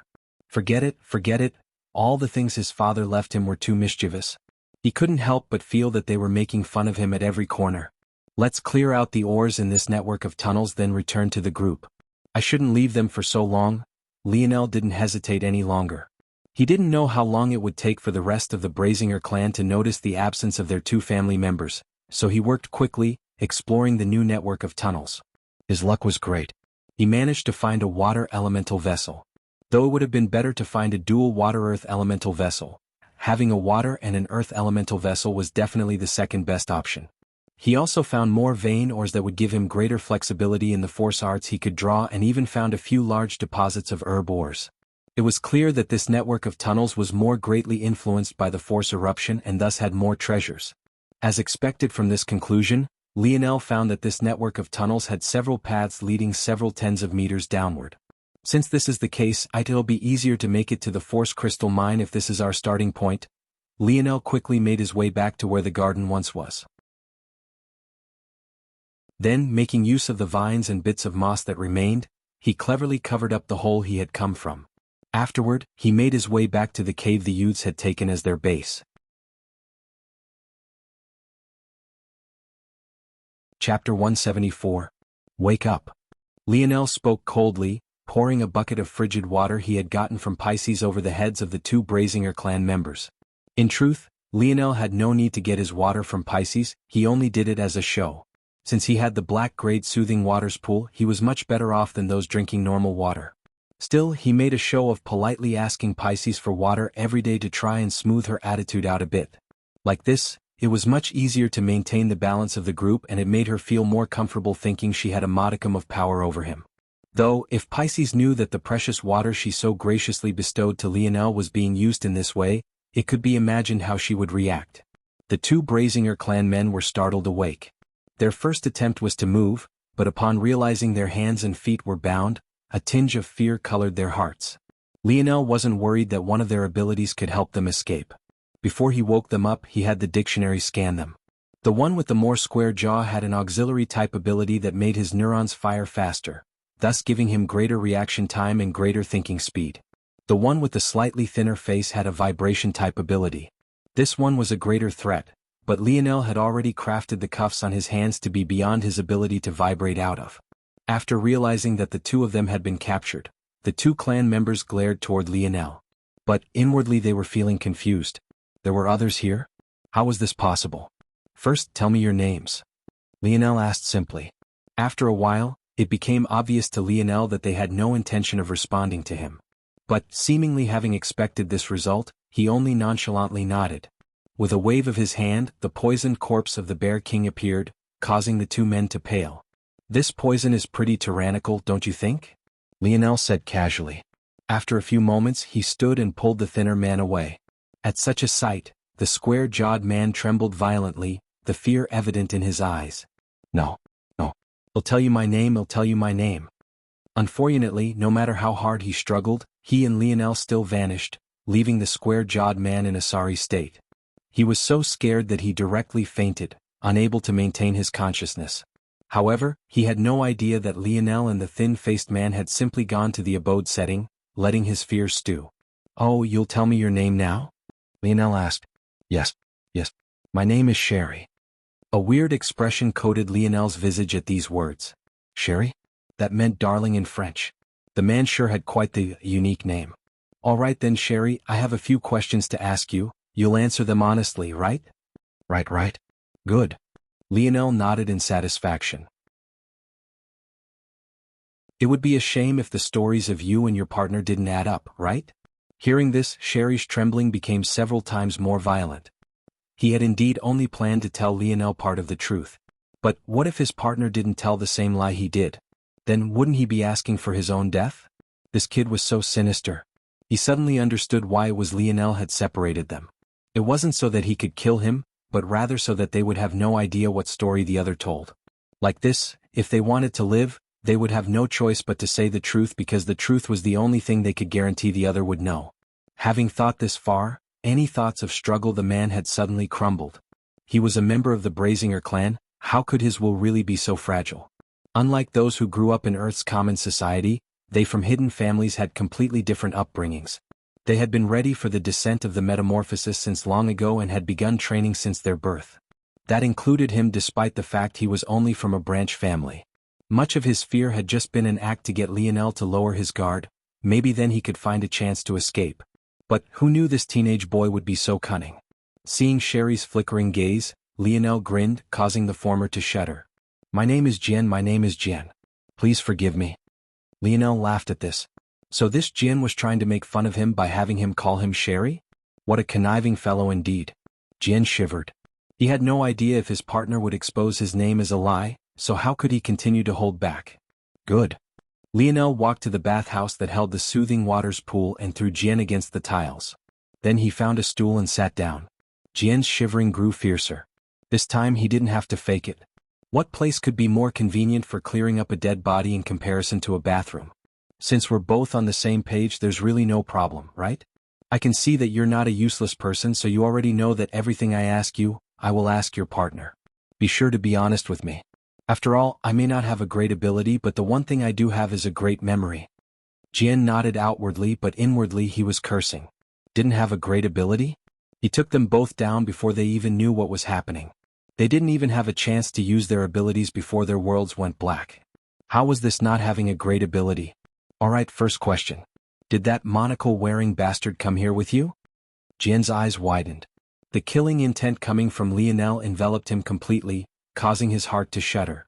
This young man knew about their young lord? What relationship did he have with him? Could he be from one of the other hidden families? Did they catch on to their young lord's plans?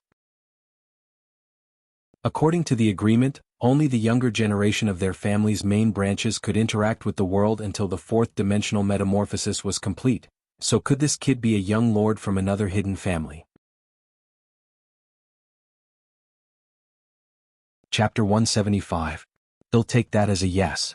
Lionel's icy voice woke Jian from his thoughts. He could only shut his mouth, keeping his mumbling to himself. He didn't know what his young lord had done to piss this young man off so much, but he could tell that he should refrain from asking. What did you come here for? Jian gulped. Our young lord didn't tell us much. All we know is that there's a force crystal mine and that the young lord needs it for some reason. How did you get in here through the beast? Is there another entrance to the hive? Jian's gaze flashed with a peculiar light. But, remembering that Lionel would ask this same question to his partner, he could only throw all thoughts of lying to the back of his mind. Those beasts are under the control of young lord. What? Lionel couldn't hide his shock. At the same time, a cold sweat permeated his back. That monocle-wearing bastard actually had such an ability? That's impossible. Lionel remembered very clearly that he had already asked the dictionary to read out his ability. From what Lionel remembered, their young lord's ability was of the SS grade. He had the ability to change the genetic information of a target. Judging by the fact his subordinates were men, Lionel assumed that in order to change this genetic information, he needed to take it from another source. But none of this had anything to do with controlling beasts. Could it be that his ability evolved? Or could it be part of his original ability? Or maybe it was someone under his command who had such an ability? Lionel's mind was spinning. The level of danger such a fact brought was unimaginable. With the control of 6, now 5 elite S-grade threats, Simeon was practically invincible. And there was no telling if he had other beasts following along with him now. Lionel didn't believe that he would really enter without the slightest hint of protection. While Lionel was thinking, Jian didn't dare to even breathe too loudly. The aura coming off the boy in front of him made him shiver to his core. He has the ability to control beasts? How long has he had this ability for? Lionel's question didn't make sense on the surface, but while his mind was wandering, he caught onto the faint inkling of something. If his thoughts were correct, a lot of things would suddenly make sense. It should be recent. The young lord has been running a lot of experiments lately, trying to iron out the kinks in this ability. He only perfected it a few weeks ago. Lionel's eyes narrowed. The gorilla man who attacked the Slayer Legion at the shore that day? That was him, right? Jian was shocked. Seeing this, Lionel didn't need him to answer, he knew it was the truth. The matters of that day hadn't made any sense to him before. Why would a man within grade threat level throw his life away so randomly? He attacked Damien's unit seemingly without cause or purpose, leading to his eventual death. But after that they couldn't find any clues about him. Not only was there not a shred of anything on his person, he wasn't recognized as having a grudge with anyone in the Slayer Legion either. None of it made any sense, but what if one looked at it from a different angle? What if that man was just a guinea pig? What if he was Simeon's way of testing whether or not he could force others to throw their lives away at his command? The more Lionel thought, the colder the chill in his heart became. The Simeon really deserved death. At the same time, there was a hint of fear that blossomed in Lionel. Such an ability, it was too treacherous. If Simeon could really manipulate one's genes such that they had to obey his every command, just what kind of power could he wield if he was allowed to run amok? What would happen if Aina had really landed in his hands? He needs to die. A frigid aura permeated the bathhouse. Lionel had already sentenced Simeon to death. He wouldn't allow that bastard to leave this hive alive. How close are you all to finding the path to the force eruption? Jian coughed, clearing his throat. We've only explored about 30% of the entrances, but the deepest one only goes about 50 meters below the surface. The young lord told us to mark down any unique caverns we found and report to him in a week. Lionel's sneer deepened. What kind of protection does that bastard have? The young lord has his elite guards with him, they've all been genetically enhanced. Not a single one is weaker than an S-grade threat. There are 9 of them and they follow him around everywhere. Even when we split up, it was only us ordinary guards that left the group. The rest remained with him. Lionel's eyes narrowed. So many S-grade threats was definitely beyond his means. And from what Jian said, that was their floor. Who was to say there weren't a few beyond that? For the first time, Lionel felt frustrated with his ability. He was maybe the only person on Earth with an ability that surpassed the SSS grade, but because it was only auxiliary, the amount of strength it provided him was limited. If his ability was of the same grade but of the offensive nature instead, just how much power would he have?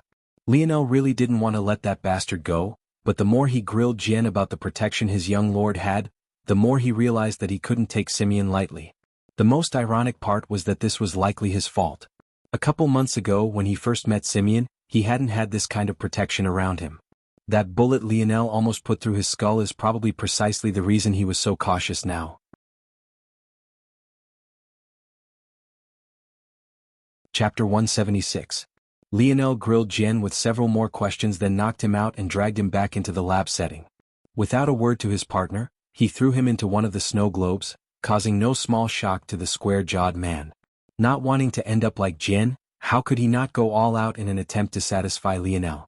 But the truth remained the same. In the end, he too was knocked out once more and thrown into a snow globe. Lionel took a deep breath and sat down, his mind running. Though he could have asked the two about Aina's past, he decided against it.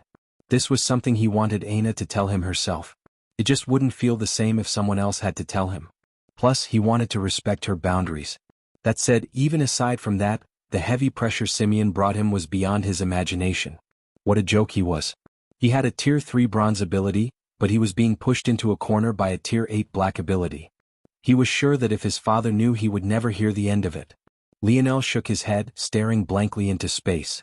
After a while, his vacant eyes gained a steely coldness. I'm certain that Simeon's ability didn't originally have anything related to control.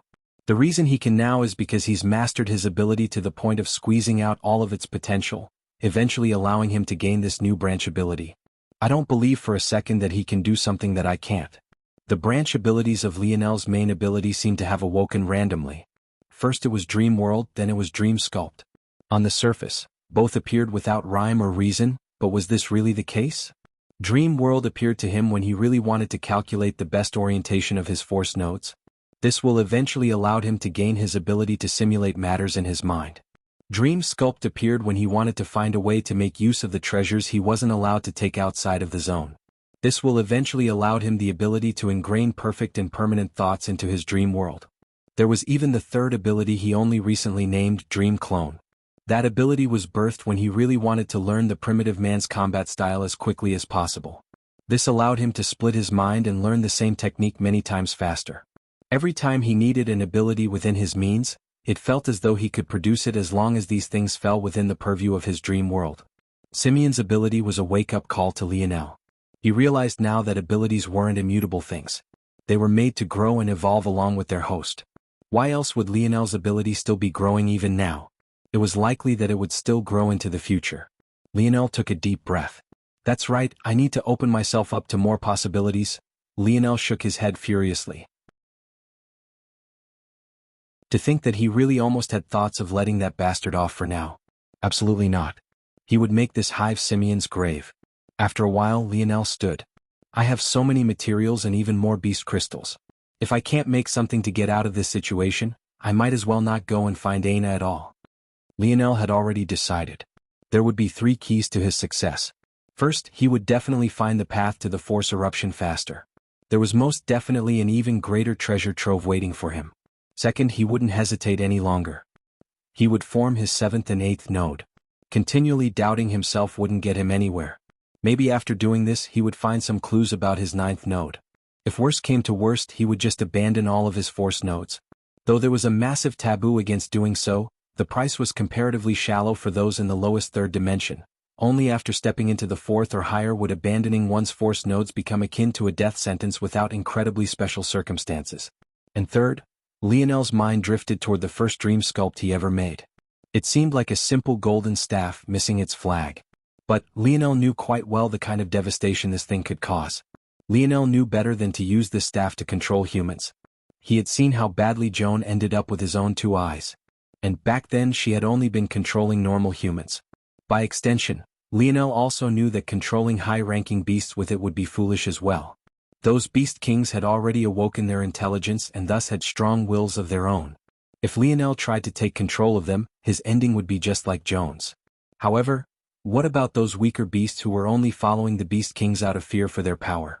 Just how quickly had the bear beasts beneath the Bear King abandoned him after he died? According to Jian and his partner, Quinn, Simeon should have only taken control of the Beast Kings then used them as a proxy to control the other beast hordes.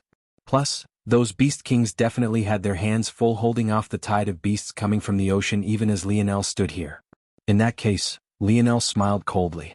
If Simeon thought of using the beast hordes against him, he would be in for a rude awakening. Out on the sea, the commanders of the Eastern and Southern Lookout were still fighting for their lives. Though those with Commander Violet Rain were definitely faring much better. I did it. I managed to get a message through. Mellow Trees roared with happiness. He never thought he would have over such a simple matter. Violet Rain's smile bloomed. Though they didn't get a response because the link was swiftly cut off again, this much was enough. Now they just had to wait. What they forgot to consider was the fact the one in charge of their Southern Lookout now was Hacker Hutch. Who knew what maddening ways that senile old man would respond to such a call for help?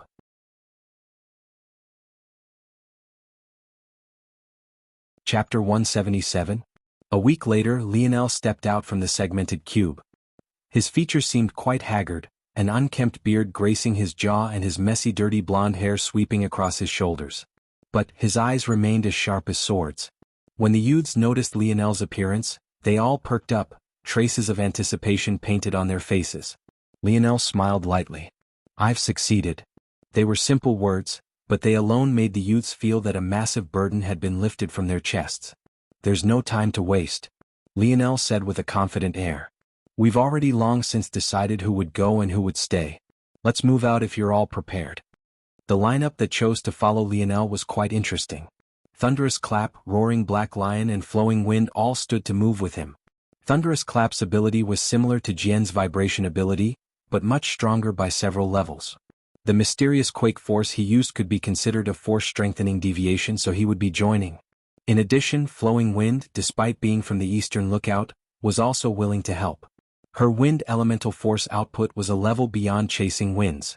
In addition, she had much more auxiliary applications to her ability, like the power to use wind to scout out her surroundings. So she was an ideal choice. Finally, there was Roaring Black Lion. Among the remaining youths, he had the strongest defenses. In addition, there was no guarantee they wouldn't run into beasts on their journey. His ability to dampen their strength would be greatly useful. As for the rest of the top rankers, they stayed behind to protect the group from any unforeseen circumstances. It was simply impossible for them to take so many with them. With that, the group of 4 set off. We're going to cross over into another network of tunnels. I found this place while I was looking for ores previously. Lionel explained as he quickly made his way toward the hole he had created a week prior. He knew that he was running out of time. Much of the reason he left Pisces and the others behind was because he was afraid of this hole being found. According to Jian and Quinn, they were meant to report in a week. When they didn't report as they were meant to, Simeon would most definitely check in on the network of tunnels they were assigned to. By then, there was no guarantee that this hole wouldn't be found. It wasn't long before Lionel had led their group of 4 to the hole, crossed to the other side, and diligently covered it back up again. After he was done, he dashed forward again, snaking through the tunnels as though the map of their pathways was tattooed to the back of his hand. Soon he made it to his destination, the point with the most direct path to the Force Crystal Mine. Lionel came to a sudden stop at a seemingly ordinary wall and turned back toward Thunderous Clap, Roaring Black Lion and Flowing Wind. Before we go, I have something to tell you 3. I didn't tell the others because I didn't want them to panic, but it's best you 3 know in advance.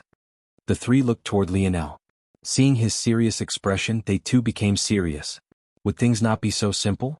There is another group of people in here aside from us. In fact, earlier I had captured and interrogated 2 of them. It's very possible that we could run into them. I believe that we're ahead of them, but it's best to be cautious. I suspect that there might be another path toward the Force Crystal Mine, I'm just not entirely certain. I just have a feeling that the valleys weren't created without reason. The 3 youths frowned. The complex network of valleys was precisely the reason they could only enter the center of the island through one passageway. They wrapped around the center of the island such that there was only one path forward. Even beyond that, Flowing Wind actually had no ability to fly over it. She felt that the force was incredibly volatile in that area, making it difficult for her to steady her ability properly. When she realized this, she hadn't dared to continue forward, lest she fall to her death. If the valleys were the result of some odd phenomenon related to the Force Crystal Mine, their odd attributes would be much easier to accept. Only when the three nodded seriously did Lionel flip his palm, causing many things to appear. First, each one of you take these. Lionel handed each of them silvery green mouthpieces that looked somewhat like a cross between a flute and a whistle. These are my creations. I made them out of Whispering Breeze Oregon. They're only Tier 1 black-grade treasures, but they allow you to breathe under water and earth for 3 hours. After that, you'll need to allow it to recharge for half an hour before you can use it again. The three nodded in understanding, watching as Lionel continued to take out 9 total resplendent blue scales. These are another set of my creations, 3 to the each of you. They're refined from the koi fish's scales. They could be able to form an artificial force skin that melds and amplifies with your own. By my calculations, they should each be able to last half an hour under the full pressure of the force eruption. I'm not sure how long it will take us to stop the force eruption. We'll have to play it by ear. Lionel took a deep breath and turned back to face the wall, putting the silver mouthpiece between his lips. Stick close to me. Though his words had come out in a mumble, they still managed to understand him. Lionel could only roll his eyes when he felt 2 soft mounds of flesh press against his back. Who else could it be if not Flowing Wind? Could this be considered sexual harassment?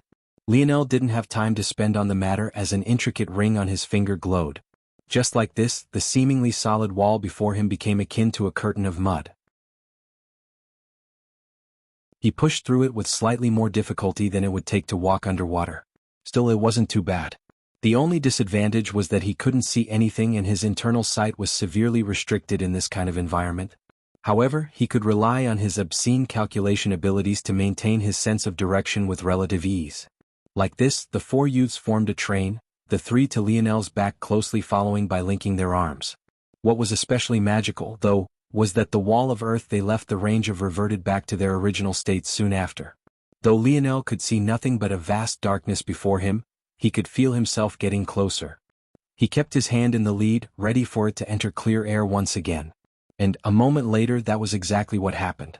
Lionel felt the resistance against his hand suddenly vanish and came to a grinding halt. Ark! Lionel wanted to groan, but he kept it in. He felt a sharp pain in his hand as though it could be lacerated to minced meat in but another few moments. Without hesitation, he pressed his first koi fish scale against his body, causing a radiant blue to cover him like a thin layer of skin.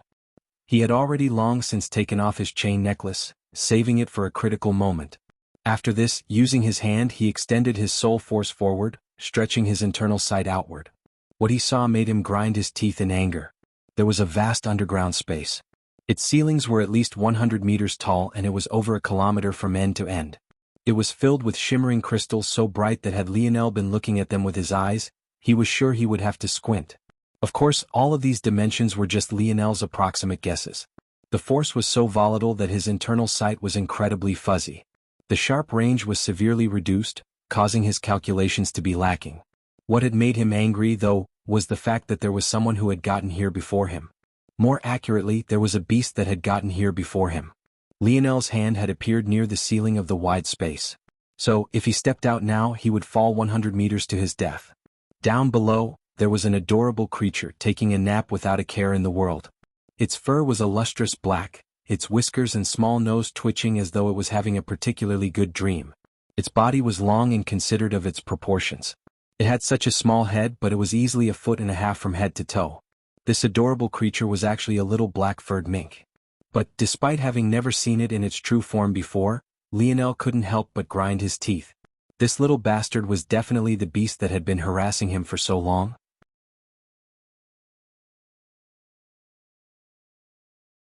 Chapter 178. Lionel suppressed his annoyance in his heart. He would definitely deal with that annoying little mink, but he also had to be cautious. For one, that little mink could somehow sleep within that torrent of energy without any problems while he had simply stretched out a hand into it yet almost couldn't withstand the pain. Secondly, after so many days of battle with the little mink, Lionel knew that it most definitely wasn't simple to deal with. He even felt that its danger level was a level beyond the Beast King's outside. He was thankful that all of their exchanges had lasted for a short time, or else maybe he would have been on the losing end far more times than he wanted to admit. Why can it just sleep there so easily? Didn't the dictionary say the only way to survive in this environment was foreskin? It doesn't look like that little bastard is using it. The little mink seemed to have a cloud of black fog perpetually hanging around its body, but this wasn't exactly like foreskin at all. It must be its innate ability. That means its dark element force strengthening deviation might also comes from its innate ability. Lionel took a deep breath.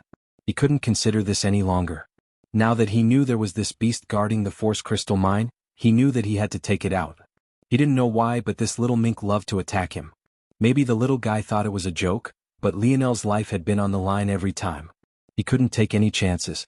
After making a decision, Lionel started slowly descending. He had appeared too high. If he stepped out now, he would just fall to his death. But if he went too low, his treasure would likely stop working. The entire floor and much of the sides of the open space were covered with force crystals radiating resplendent lights. All the way here, Lionel had to navigate around veins because he knew his treasure wouldn't work against high-level minerals. Obviously the same went for force crystals. Unable to communicate with the others, Lionel had no choice but to make an explosive move. With Flowing Wind positioned right behind him, he believed that she would be able to stop their fall with her ability, albeit shakily considered how volatile the force here was. Lionel leapt out from the wall. Force and sharp winds whipped against his body as he fell down toward the sleeping black-furred mink. With a flip of his palms, 2 pistols appeared, both outfitted with harpoons. This time he had no intention of holding back. If he could kill this beast before it woke up, that would be for the best. Bang! Bang! Lionel's gaze lit up. He knew his shots hit the mark. And from start to finish, the little mink hadn't moved. In fact, it seemed that his shots were so powerful that it directly blasted apart the platform of force crystals the little mink had been sleeping on too. But this made sense. After all, compared to those massive beasts outside, this little guy was really small. It was no surprise Lionel's attack went right through it like that. Lionel landed heavily on the ground, a jolt of pain shooting through his legs as his bluish force skin fluctuated wildly beneath the pressure of the force eruption. He shook the stinging sensation out of his lower half. It seemed that his fall had quite an impact on him. He should have definitely used his treasure shoes. But he had been saving them in case the little mink woke up in time and made a move on him. If that happened, he would have needed his shoes to dodge, or else he would have been a sitting duck in the air. However, Lionel could have never expected what he witnessed next. When he looked up, he was stunned silent. The little mink was still there, sleeping its time away as though nothing had happened. The 2 darts Lionel had shot out were still there as well. One went through the little mink's head and the other went through its body. However, it was like the little mink was an illusion or in a completely different reality. Its body seemed corporeal, but Lionel's attack went through it as though it had no substance at all, almost as though this was just a projection and not a living creature. What the hell? Lionel's heart tightened. At that moment, Flowing Wind unsteadily dropped to the ground, carrying Roaring Black Lion and Thunderous Clap along with her. Her control over her ability was extremely poor in this place, but it was at least enough to slow their descent. Either way, Lionel hadn't brought her here for her combat prowess, but rather to help in quickening the maturity of the Force Crystal core. Why do you kill such an adorable little guy? Flowing Wind reprimanded Lionel without the slightest hint of her previous lusty personality. In the blink of an eye, she had suddenly become a mother hen protecting her chicks. Lionel almost couldn't refrain from lashing out. Adorable? This little bastard had almost killed him who knows how many times? After a while, Flowing Wind and the others also noticed the oddity. If such a small creature was hit with such force, shouldn't it be a rain of blood and guts by now? Why did it seem like Lionel's darts had been embedded into its body? It's incorporeal? Is it fake? Thunderous Clap muttered. I don't think it's fake, Lionel said slowly. But don't be fooled by its appearance. This little thing almost killed me several times. The eyes of the 3 youths widened. Almost killed Lionel? Which of them didn't know how powerful Lionel was? Yet such a small beast was a danger to him? Hearing such words, they could only put their guards up. I didn't get a chance to do this before because it was too fast, but maybe now? Tell me about its abilities. The dictionary appeared in Lionel's palm as his eyes narrowed with seriousness. Ping evolved life form detected. Simplified title, Mink. State, evolved. Evolving, abilities, Ping generating nomenclature. Shadow world, an ability that takes control of the world hidden from the stars. Evaluating power, Ping, evolution stage, elite tier 9 black.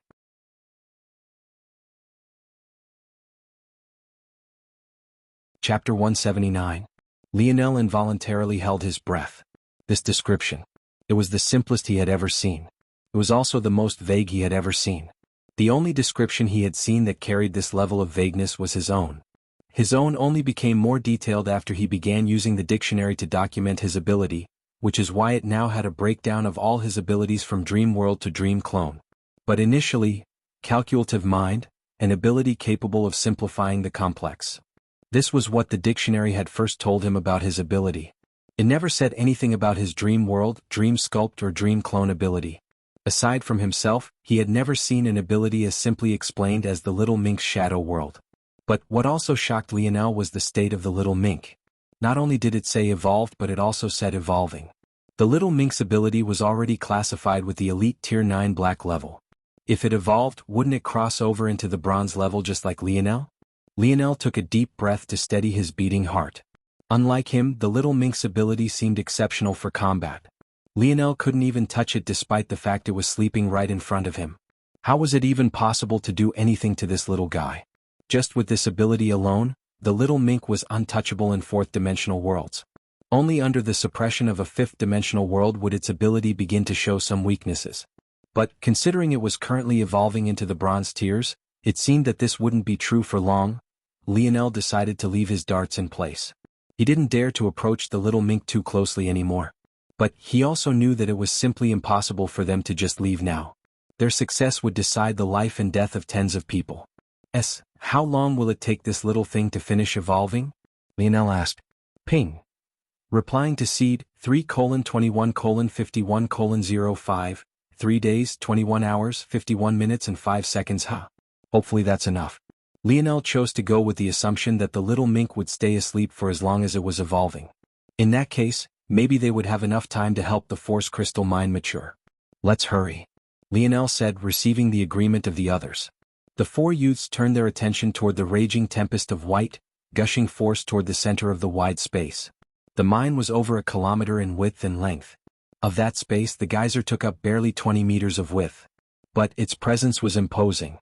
It was an odd feeling. Unlike geysers of water, this force eruption hadn't made a single sound after its initial burst. It bore a hole through the network of tunnels above it and remained completely silent, even to the point the youths could easily chat. Alright, Roaring Black Lion, you'll have to protect Flowing Wind.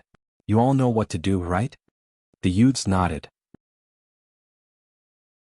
Thunderous Clap had a force-cultivating technique and had formed 4 nodes. So, his ability to keep up his force skin was relatively better. But, Flowing Wind had yet to do so for whatever reason, so she needed the protection of Roaring Black Lion. This was definitely a testament to how great her ability was. We just pour our force-strengthening deviations in, right? Sounds simple enough. Flowing Wind mumbled. But, it was clear that she wasn't very confident. Stealing their wills, the youths moved forward, approaching the geyser of white from different angles. The moment they crossed the barrier, they realized that things were completely out of their expectations. Let alone the towering danger they expected. It almost felt as though they were walking through a spray of sparkling water on the hottest of summer days. However, instead of making him feel more relaxed, Lionel's heart clenched as he pushed his way toward the core. Though he disparaged the dictionary sometimes, how could he not trust something his father had left for him? His father was the one person who he trusted with his everything. Even if the things he left behind would sometimes tease him in unexpected ways, they wouldn't ever truly put him in danger. Since his father's dictionary put so much emphasis on how dangerous force eruptions were, how could Lionel ever take them lightly? The fact things seemed so calm and even relaxing made his hair stand on end. They say that there were forms of death where one would feel incomparably relaxed near the end. Some said that there was no better euphoria than drowning. Something about this force eruption reminded Lionel of such things. Soon, Lionel had made it to the Force Crystal core. Without a better descriptor, he could only say that it was beautiful. It was the most perfect sphere Lionel had ever seen. It stood amidst an array of force crystals that looked like the petals of a blooming flower. Despite the fact it was the cause of such a shocking event, it was completely still. It was almost impossible to tell that it was the source of all of this at all. It radiated an assortment of colors, shimmering a resplendent rainbow. However, if one looked closely, it was possible to see golden lines being slowly drawn just beneath its surface. These lines seemed to exude an ancient mystery and were even somewhat more resplendent than even the rainbow colors of the Force Crystal core. If it wasn't hidden beneath the core's surface, it would definitely easily outshine its radiance. Those must be the natural force arts. Lionel looked up to see 3 pairs of eyes looking toward him solemnly. It seemed that they felt this matter shouldn't be so simple either. Lionel narrowed his eyes and took a step forward, lightly touching the core with a finger. Immediately, his expression changed as he quickly retracted his hand. But it was still too late. The force skin protecting his hand burst. Soon after it, the skin on his left hand splintered and shattered into a rain of blood. Even the bones of his fingers were visible to see. Lionel's force quickly surged, pushing the torrent of force rampaging around within him out with brute force. By the time his heart settled down and he looked toward the force crystal core with a solemn expression, all he could feel was a spine-tingling pain from his hand.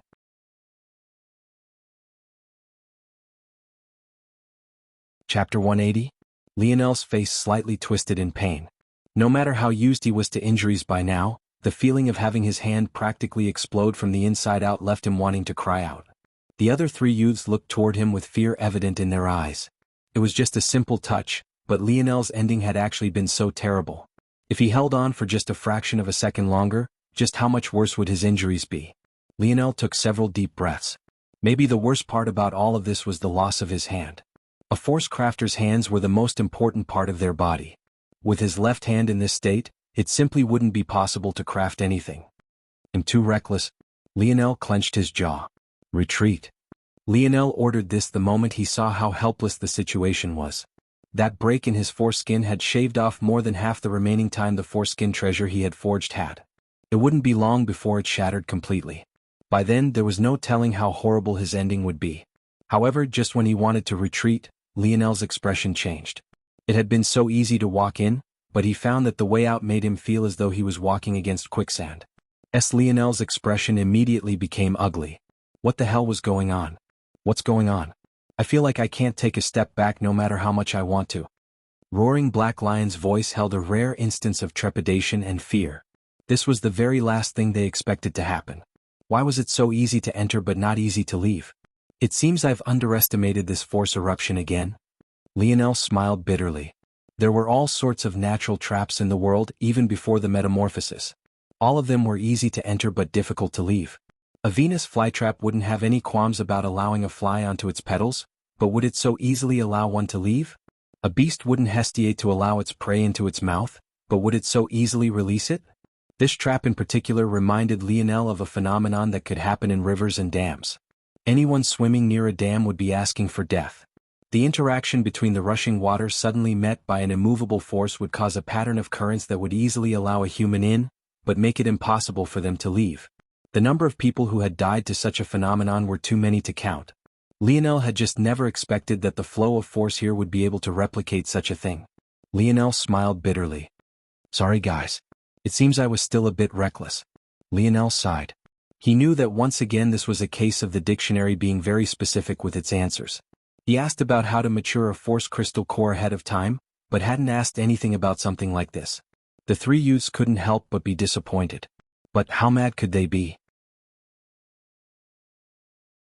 It wasn't as though Lionel had sent them into this danger alone. He had stepped forward first and had even been willing to retreat when things weren't going well. This was something completely out of their expectations. Don't worry, Lionel said firmly after a moment. I promise to take you all out of here. The resolution in Lionel's voice shocked them. They hadn't expected that even now he would still take responsibility. Usually, someone with as much power as him would definitely not have the time to care about them now. Without another word, Lionel directly sat on the ground, entering a meditative state. He weakly supported his left hand on his lap, doing his best to ignore the pain. I have almost 30 koi fish scales. Each of them can provide 30 minutes of protection. Between the four of us, that's enough for a bit over 3 hours and a half. The three youths looked toward Lionel, then looked at one another. There were clear hints of despair on their faces, but what could they do? Thunderous Clap tried to fight his way out, throwing out thunderous punches that rocked the air, but he found himself sliding back with every strike. Flowing Wind and Roaring Black Lion tried their hands at it too. In fact, the former had the greatest shot and even almost succeeded trying to ride the flow of force. But in the end, just when it looked like she might succeed, she was blasted backward. Had it not been for Roaring Black Lion catching her before she landed on the force crystal core, her outcome would have been even sorrier. Lionel's mind spun. However, no matter how hard he thought, everything pointed in a singular direction: force-strengthening deviations. The only way to overwhelm force was with force of greater quantity or quality. Right now, he couldn't spare thoughts toward maturing the force crystal core. Wasting stamina on it would just make it so that they were less likely to survive. With only a little over 3 hours, every small bit of stamina could decide life and death. I need to improve my light elemental force or my spear force. Lionel's eyes flashed open. He pushed forward his only good remaining hand, stabbing out toward the edge of the force eruption's influence. But what he saw left him feeling helpless.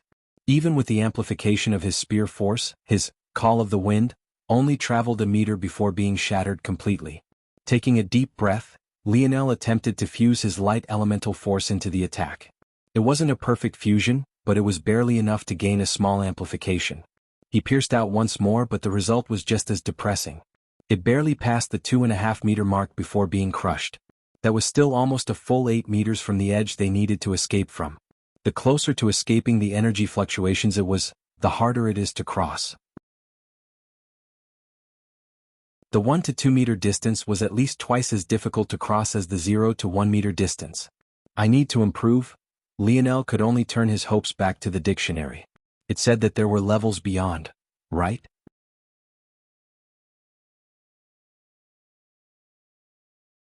Chapter 181. Lionel turned a complicated glance toward the dictionary in his hands. Tell me about the levels of force-strengthening deviations. Ping. Force-strengthening deviations are divided by quality and type.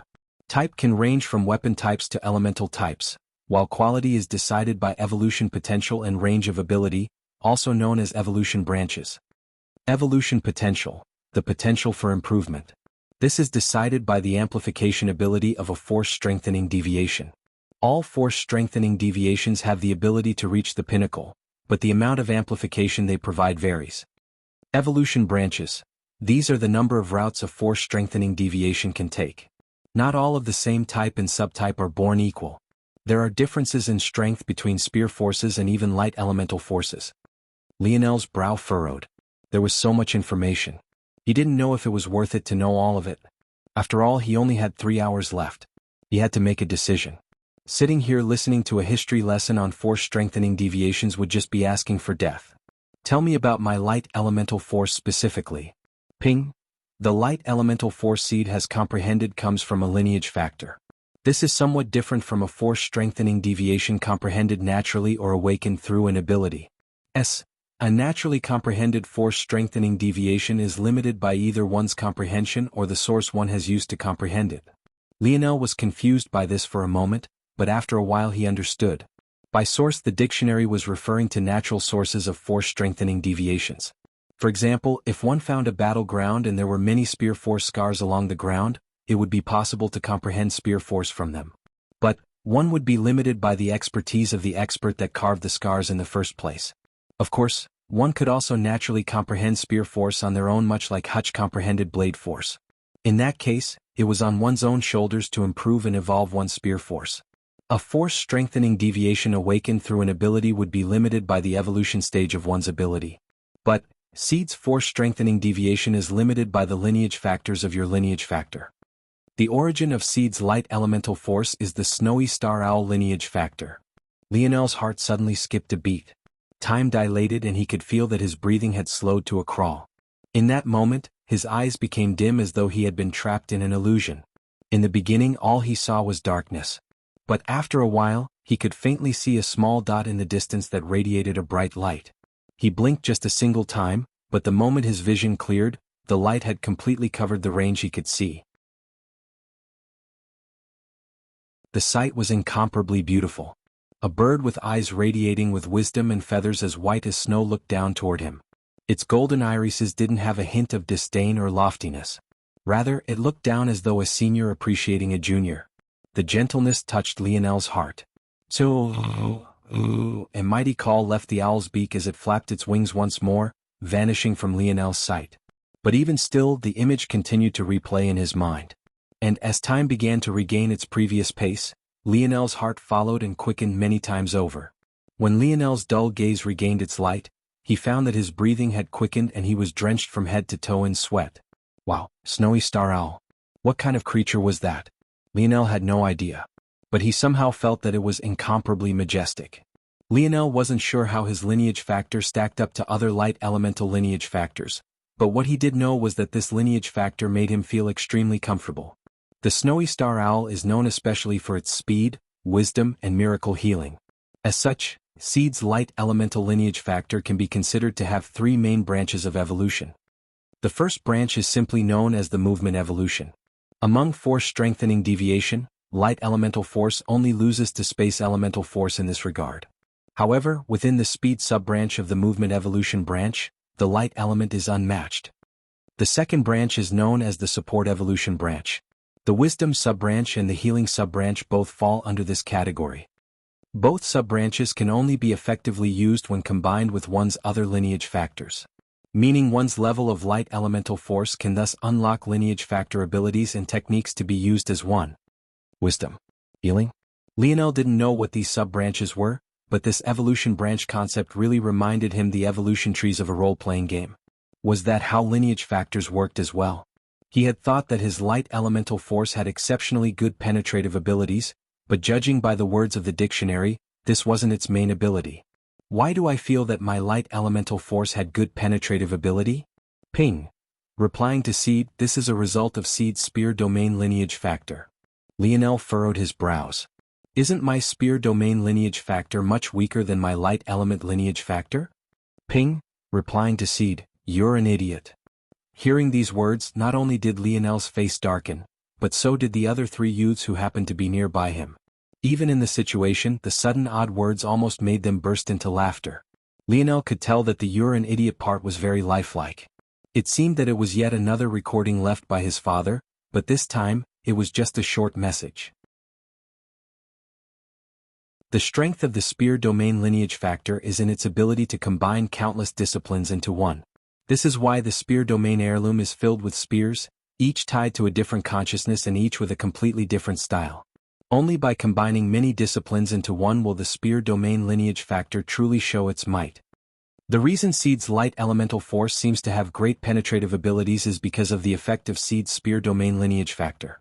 It has integrated Seed's light elemental force somewhat, giving it such an ability. Also, though attacking is not a main ability of the snowy star owl, it is still an elite 6th-dimensional mythical beast. It would not be too weak in this regard. To lower dimensions, its attack ability can be considered godly. After hearing all of this, Lionel finally understood. The penetrative ability of his light elemental force occurred due to the influence of his spear domain lineage factor. But, since he had looked down on his spear domain lineage factor, he never actively tried to look into its secrets, thus inadvertently suppressing it. If that's the case, Lionel's blood rumbled, a spear appearing in his hand. Without even getting up, his eyes flashed as he pierced forward. This time, he felt that the integration of his spear force and light elemental force had risen by several degrees.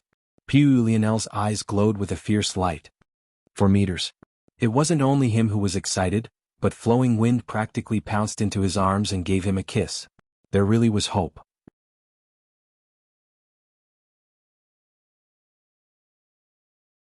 Chapter 182. After the initial bout of excitement, Lionel immediately calmed himself. What was there to be proud about? He had only touched 4 meters, there were still 6 more to go. And it had now become even more obvious to him that the difficulty of crossing that distance doubled with every meter he passed. The fact he had directly jumped from 2.5 meters to 4 was a testament to just how great his spear domain lineage factor was, but that was all. Was it even possible to improve enough to cross the remaining distance? The other youths seemed to realize this as well. So their smiling expressions soon faded. Handsome, hurry up and improve some more. I'm too young and beautiful to die.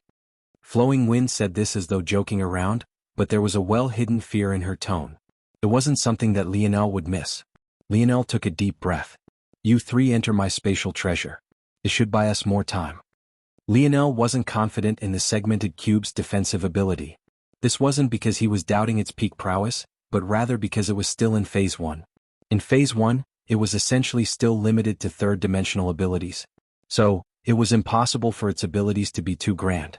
However, if these 3 youths entered the segmented cube and he placed it in his spatial bracelet, then he only needed to activate 1 force skin to protect them all. Like this, his less than 4-hour time limit would be over 13 hours. The 3 youths looked at each other and nodded. Here they were only a burden to Lionel. It would be good if they could help in some way. Lionel sighed a breath of relief and took out the segmented cube. He found that it was frenziedly absorbing the force in the surroundings. At this pace, it might only be a few days before it could accumulate enough to evolve into Phase 2. But Lionel obviously didn't have this long to wait.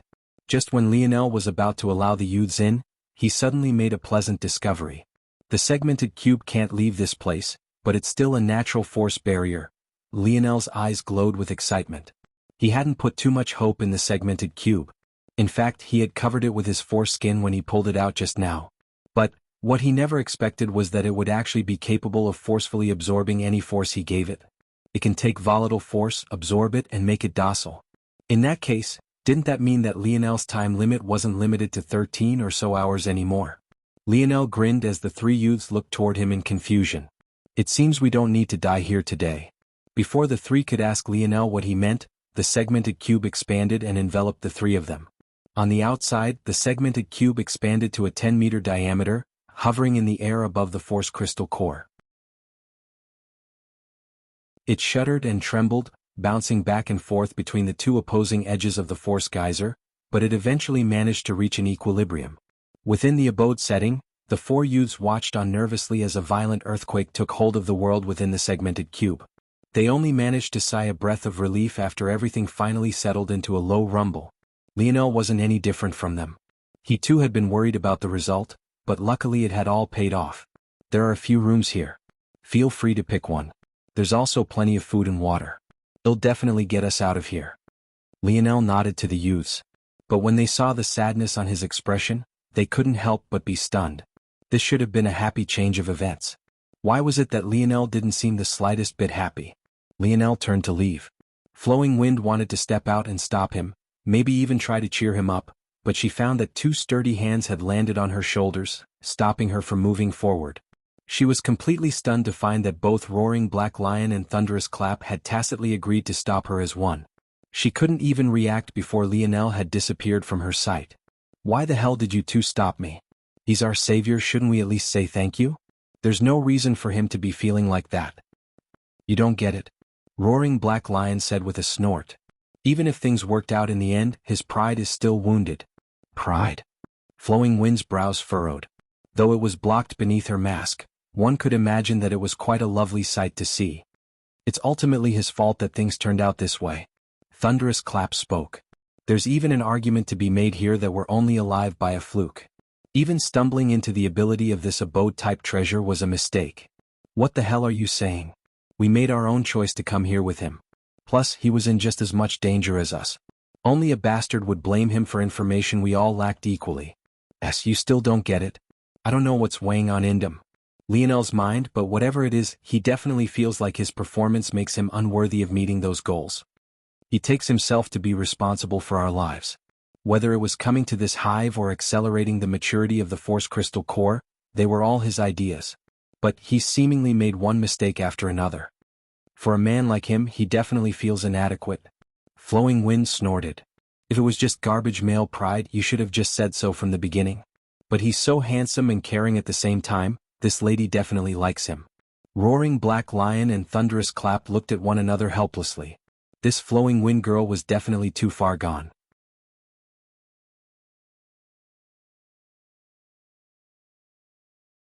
Chapter 183.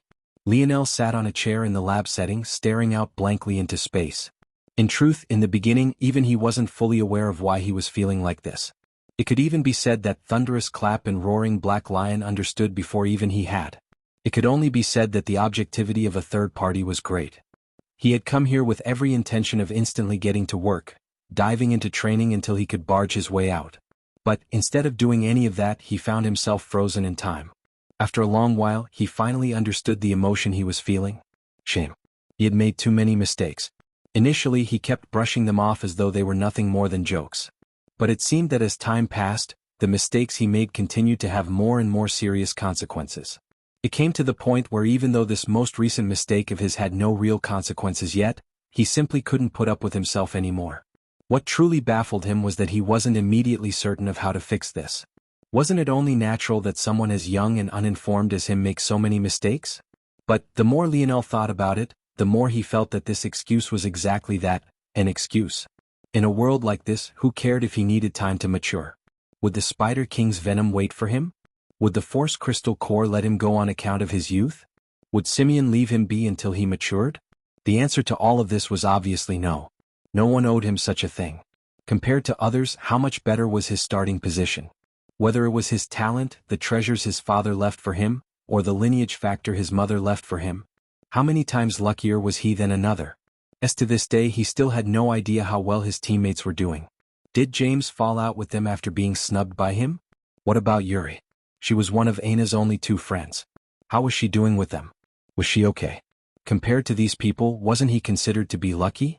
Was this what those psychologists deemed as survivor's guilt? Maybe that was exactly what it was. Lionel felt undeserving. He made so many life-altering mistakes, yet managed to survive every time by the skin of his teeth. Sometimes it might be due to his own wit, but how many more times had it just been luck? Memories were constantly pulled up from the depths of Lionel's mind, each one striking a chord with him. When he first exited the Mayan tomb and Aina killed Conrad with a single strike. During their journey to the fort, he had even had thoughts of being unwilling to live anymore. How ridiculous had his actions been back then? He even went out and fought 7 great invalids back to back. Maybe that had been under the guise of protecting his friends, but wasn't the truth that he was just seeking death? How lucky had he been to survive that? Did he even deserve to survive that? His abilities back then couldn't even compare to the current him. A single great threat was more than enough to threaten his life. Then there was the time within the Joan of Arc zone. Due to his own selfishness, he forced both him and Aina into a corner. Instead of waiting until both armies had whittled their strength down, he stupidly charged in. Back then, without a word, Aina had still chosen to follow him. But had he not found Joan's weakness at the last minute, wouldn't they have both died? How lucky had he been to survive that? How could he even think of blaming Aina for lying to him about the entry quota when he, himself, was so selfish? Then there was the battle at the Royal Blue Fort. He had foolishly traveled back to the fort, thinking that everything would be over as long as he made his way back. But that ended up in Aina almost dying, and now she was in a world he knew next to nothing about. Who knew what kind of hardship she was undergoing now? How lucky had he been to survive that? If he hadn't been so naive, wouldn't Aina still be by his side right now? Lionel continued to blankly stare at the wall, his heartbeat slowing to eerie speeds. What a joke. Even with Aina by his side right now, would he even be capable of protecting her? Here he was again. Another stupid mistake. He was suffering here because of his own foolishness, his own naivete. How lucky had he been to survive this? He could have avoided it. Had he just been more cautious, had he just asked more questions, had he just not gotten ahead of himself? This all ultimately stemmed from his own personality. Nothing ever entered his sights, nothing ever caught his attention. The only exception to this was Aina, and other than knowing that he appreciated her demeanor, Lionel couldn't quite explain his infatuation either. He only knew it existed. But what right did he have to have such a disposition if those things he always put beneath his notice always became roadblocks he could only rely on luck to surpass? What right did he have to be arrogant? His father always said the 2 most important things in life were respect and persistence. But had he ever truly engraved these words into his heart?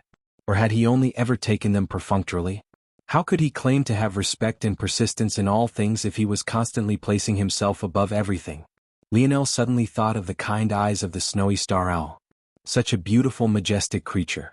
To it, he was nothing more than an ant. Yet it looked toward him with such fondness and love. Never again. As Lionel's heart thrummed. He didn't mean that he would never make a mistake again. If he dared to think such a thing, wouldn't he have learned nothing? This would just be the same conceit packaged in a different way. Rather, he was acknowledging that his character needed to be tempered. This feeling of shame, he didn't want to feel it again. A bright golden glow shot from Lionel's eyes. He inadvertently sunk into a state of contemplation.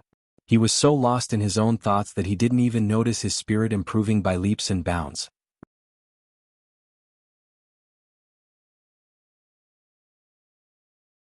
Chapter 184. Within Lionel's ethereal glabella, a striking change was occurring. In the beginning, it had been a world of white fog. It could be said that the only tangible existences within it were the 2 white stars hanging in the air. However, now everything began to slowly change. After comprehending spear force and light elemental force, 2 new objects appeared in Lionel's ethereal glabella. The first was a 12-sided star. It was very small, barely being about a foot in diameter, but it glowed with a resplendent light. The second was a transparent spear soul. It had a fuzzy body one had to squint to make out, and its blade seemed very dull. But it still gave off a bit of the sharpness one would expect from a spear. At that moment, however, a violent trembling took hold of the world. First, the 12-sided star began to vibrate. With each tremor, it grew a fold in size. After several moments, its size even dwarfed the round white stars in the sky to the point that they even began to orbit about it. The moment that transformation was complete, the white fog of the realm began to recede. No, it was inaccurate to say that it was receding, and far better to say that it was being compressed. The more the fog was compressed, the less white it seemed and the more golden it became. It wasn't just the white fog itself, but even the stars of the dimensional cleanse technique seemed to be gaining tinges of gold along their fiery surfaces. Spirit 232, Spirit 300, Spirit 389, Spirit 523. Lionel's spirit didn't stop growing until it rammed up against the 600 barrier, stopping just shy of it at 598. One had to remember that Lionel's stats had always been arbitrary. For example, he always set his force stat at 0.10 per force node he had, then stat out everyone else accordingly. His physical stats were somewhat less arbitrary, but still only based on estimations. However, his spirit stat was just like his force stat and completely based on his own prowess. As a result of this, a number like 598 was hard to put into perspective. However, due to his sudden awakening, Lionel had gained memories that seemed to both have always been his, yet were somehow new at the same time. Thanks to this, he came to understand something. Spirit between 0.01 and 3.00 could be considered to be within the fourth dimensional realms. Having just 0.01 and even 0.001 was enough to represent the awakening of internal sight. Anyone who could do this was able to cultivate a force node creation technique. So what did this mean? Spirit between 3.01 and 6.00 could be considered to be within the fifth dimension. The numbers weren't pretty since Lionel had formulated the system on his own. But this was already enough to shock one completely. Lionel still couldn't be considered to have formed a fourth dimensional body yet. He would need to perfect the part of dimensional cleanse he had first before he could do that. Yet, despite this, his spirit had already crossed into the fifth dimension and even seemed a hair's breadth from the sixth. It was simply inconceivable. Spirit wasn't like physical stats. Those kind of stats would need a massive increase before undergoing a qualitative change. But spirit was so hard to gain in the first place. Lionel had never even met a person aside from himself that was even close to the 1.00 barrier, let alone approaching the 6.00 barrier like him. The difference was too striking. Lionel's eyes flashed open, a beam shooting out from within them against his will. It was a long while before his eyes dimmed from a bright green back down to its usual pale ivory color. A slow breath left his lips. His mind felt so fresh and clear, yet he didn't have the self-satisfied attitude one would expect. He knew well that this improvement was all in thanks to a lineage factor he didn't earn himself. What use was there in being proud? He had made such a big show of wanting to comprehend his lineage factors on his own, but hadn't he relied on his talent in the end anyway? But the current Lionel wasn't the same Lionel of the past. He wouldn't allow such things to hold him back. He wouldn't completely rely on his talent, but there was no need to directly ignore it either. There was no need for him to be hypocrite, on one hand ignoring the God-given gifts he had been handed, and on the other, still relying on them to escape dangerous situations by a hair. He didn't want to be that kind of person. What stage is my ability at now? Lionel asked. Ping. Evolution stage, Elite Tier 9 Bronze. Lionel sucked in a cold breath. It seemed his conjecture was correct. His ability and his spirit work in a feedback loop. If he could use dimensional cleanse to nurture his ability and by extension raise his spirit, then raising his spirit should by extension increase his ability's cap. Lionel's aura blossomed with confidence. However, this wasn't a confidence born of arrogance, but rather a confidence born of ability, a striking difference to the version of himself just a day ago. As Lionel looked toward his injured left hand, he had just unlocked the first wisdom branch of his snowy star owl lineage factor. It was known as Northern 12 Stars according to the memories that had appeared in his mind. If he wanted a chance to heal his left hand quickly, he would need to awaken the first healing branch. However, after a moment of thought, he directly decided against this. His mind seemed to be working on a different gear entirely. He immediately thought of several possible solutions and disregarded all but the best. Of the pseudo and true fourth-dimensional plants I collected earlier, list all those that have healing properties and tell me about all of their effects. Ping.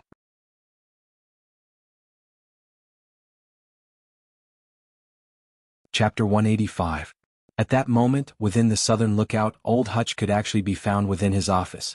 Or, more accurately, the office he had snatched from the previous Supreme. Though he was here, it seemed he was only so physically.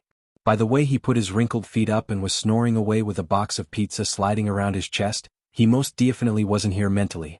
Bang. At that moment, a young lady slammed her small palm on the table, causing it to directly split in two. She couldn't have been more than 16 or 17 years old, but she didn't give Old Hutch the slightest bit of face as she startled him awake. Damn perverted old man. You called us here for something urgent, yet you're sleeping without a care in the world? To the young lattice side, there was a quiet young man who was seemingly used to all of this. He kicked at one of the falling wooden pieces of the once whole desk, just barely allowing it to catch a piece of falling pizza before it stained the expensive carpets. Old Hutch and the young lady looked toward the young man. Clean freak. They snapped as one, causing the young man to roll his eyes. Why did you call us here, old man? The young man asked. So, why did I call you here? I forget. Old Hutch smacked his lips. Who knows what he was dreaming about for his eyes to be so misty? Damn old pervert. The young woman spit out through gritted teeth. Ah, that's right. There's a force eruption on the B Sector Project Hunt Island. Go help them out. The brows of the two youths furrowed. Just the two of us? Are you crazy? The young woman snapped. What? Aren't you supposed to be geniuses? Don't joke around, old man. The young man's frown deepened. We're supposed to be getting ready for the SS grade zone. If we get injured in a beast tide, how will we go? I'm sure we've got plenty of healing type ability users in this place. Old Hutch said lazily. Judging by the look of the young man and woman, they wanted nothing more than to tear Old Hutch apart. But they knew they weren't a match for this old man. Causing him to lose a small bit of face every so often was the best they could do. Fine. Things aren't so simple as they seem. I received an intelligence report a while ago that the Brazinger clan is involved. Weeks ago? And you still let those kids go? This time, it was the young man and Old Hutch's turn to look at the young lady weirdly. Her 18th birthday was still a couple months away. Many of those kids she was talking about were older than she was. The young lady, though, didn't seem to notice their weird gazes and kept glaring at Old Hutch. They needed to be tempered a bit. Old Hutch said with a yawn. Plus, I thought it would be a while more until the force eruption occurred. Those Brazinger family brats probably got caught off guard as well, or else they wouldn't have come either. Fine. But that still doesn't explain why you're only sending the two of us. Those hidden families like to find excuses to bend the rules all the time. If I send someone better, they'll move in under the guise of protecting their young brats, then directly take whatever it is they want. This force crystal mine is too good to give to them. Seeing that the two were still frowning, Old Hutch got up and patted their shoulders with a grin on his face. You two don't have much of a choice. The expressions of the two darkened. While you're out there, look out for a brat who goes by Lionel. You three should probably work together to get out of there. Off you go. The two youths looked at each other. That Project Hunt Island was one of the weaker ones. It could only be considered somewhat special due to the fact it had a force crystal mine. But since the Slayer Legion was waiting for it to mature, they still hadn't touched it. As for them, they obviously went to Project Hunt Islands with greater challenges. They felt no need to waste time on this island. But this said, they weren't blindly arrogant. If they were, why would they feel so apprehensive about going to an island with an ongoing force eruption? They knew exactly how dangerous such a thing would be. If they blindly went, they'd be asking for death. Of course, this didn't mean they weren't confident. They both believed that if they were cautious, no harm would come to them. It was just that it would be impossible to save the 80 or so youths that went with just the two of them alone. This was all to say that they were a bit baffled that Old Hutch would be talking about this Lionel as though he was their equal. If he was, wouldn't he be rubbing elbows with them? Why would he be over there? Don't underestimate that kid, he's quite arrogant and awake in light elemental force. The two youths finally raised an eyebrow in curiosity. Light elemental force? That was exceptionally rare. At least, there was no one in their Slayer Legion with such an ability. From what they knew, there was only that person currently in the capital with it. Either way, you'll be entering the SS grade zone with that brat soon. So, you might as well get used to teaming up. This time, Old Hutch didn't play any games. If this was just a normal encounter, he might have tricked these two into hating Lionel first. But at a time like this, even he couldn't be careless. It would really be a pity if those youths all died. But there was something even more important to grasp from this. Old Hutch was still willing to risk these lives just so that the Brazinger clan wouldn't have an excuse to claim the Force Crystal mine. Young Lord, we've completely lost track of Jian and Quinn. Should we check the tunnels they were assigned? Simeon's brow furrowed deeply. If they wasted time doing this, they would lose at least a few more days. But what if they didn't, and the reason the two disappeared or died was as a result of encountering the Force eruption? In that case, wouldn't they be missing out? Just when Simeon was about to make a decision, another group suddenly converged on them. Of course, they were also part of the Brazinger family. Young Lord, we have good news. A man with red hair and eyes, similar to the rest of them, stepped forward with a happy expression. You found the Force Crystal mine? Simeon's eyes brightened, already forgetting about the disappearance of his two subordinates. Who cared if they died if the mine was found? We can't be certain, but we have found something good. The man quickly explained, not willing to allow Simeon to become disappointed. We found a passage out of the hive. As Simeon frowned. He had already felt unhappy when the answer was no. Now this fool was telling him about a passage out of the hive? There were hundreds of those. If it wasn't for this, how would they have so many tunnels to explore? No. Sorry, young lord, I'm a fool who's terrible with words. What I mean is that this passage out of the hive leads to the valleys. We stepped out and found that the force concentration was many times higher there. It's possible that there's a more direct path to the mine through the valleys. It was only after hearing this that Simeon's expression brightened once more. They had tried many ways to descend the valleys, but they all ended in failure. A few of his subordinates had even died in the attempt. If there was another path, this was perfect. The likelihood that there was a direct path to mine through the valleys was exceptionally high, especially since it was theorized that the valleys themselves were caused by the mine to begin with. Excellent.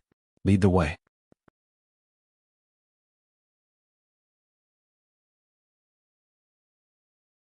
Chapter 186. Lionel looked at his left hand, flexing it slowly and testing each of his fingers one by one. It's a little weaker than it has been in the past. It will probably take me a few weeks to recover completely back to the advanced Grade 1 designation.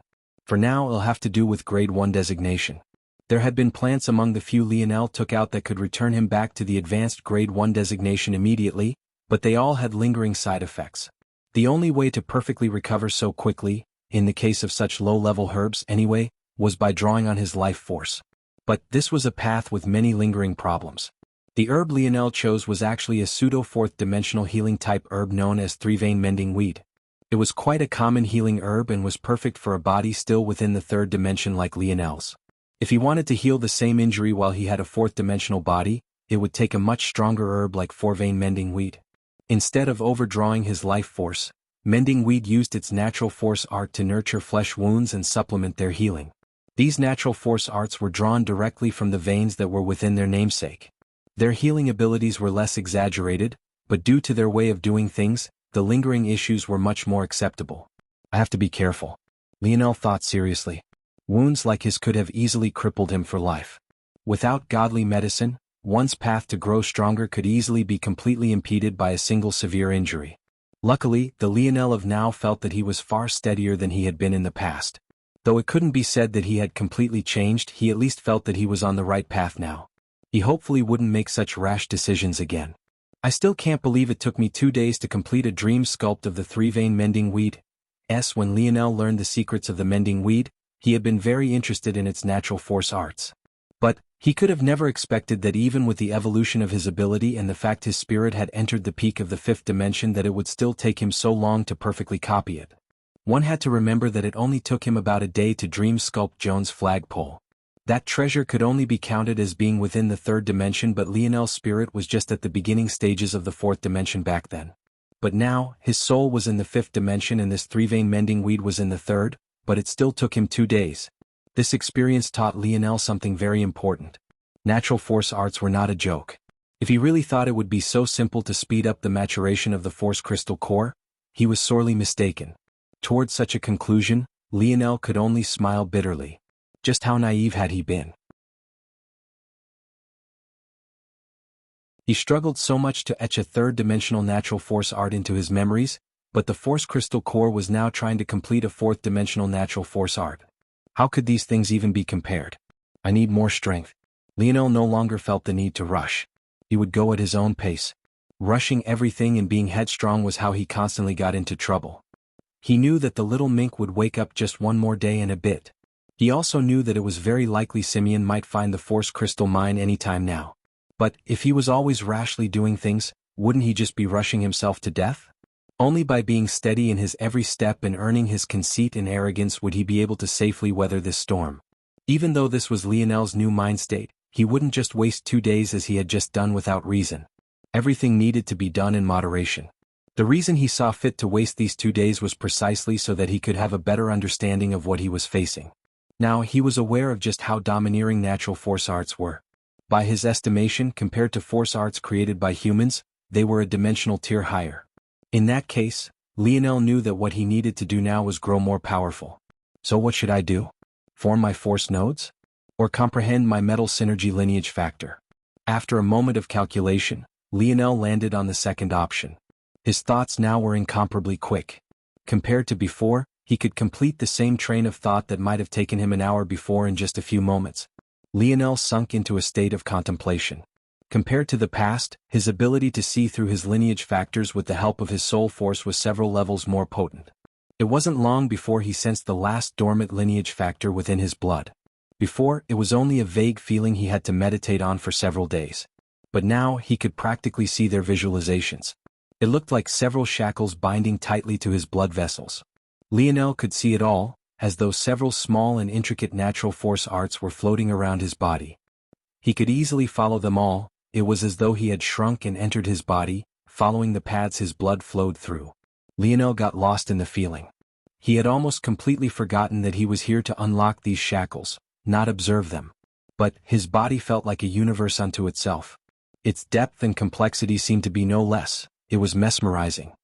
Before Lionel realized what was happening, he had followed his blood into his kidneys, passively observing as the crimson liquid went through a cycle of purification. No, it couldn't be said to be crimson. His blood seemed to carry a tinge of holiness from his snowy star owl lineage factor. The cycle of purification left Lionel in another daze. The human body really was a beautiful thing. Everything worked together like a well-oiled machine. Suddenly, Lionel startled awake as though his mind had been struck by lightning. My kidneys. Lionel understood why he had never been able to find his 9th node. It was because his 9th was actually his 9th and 10th.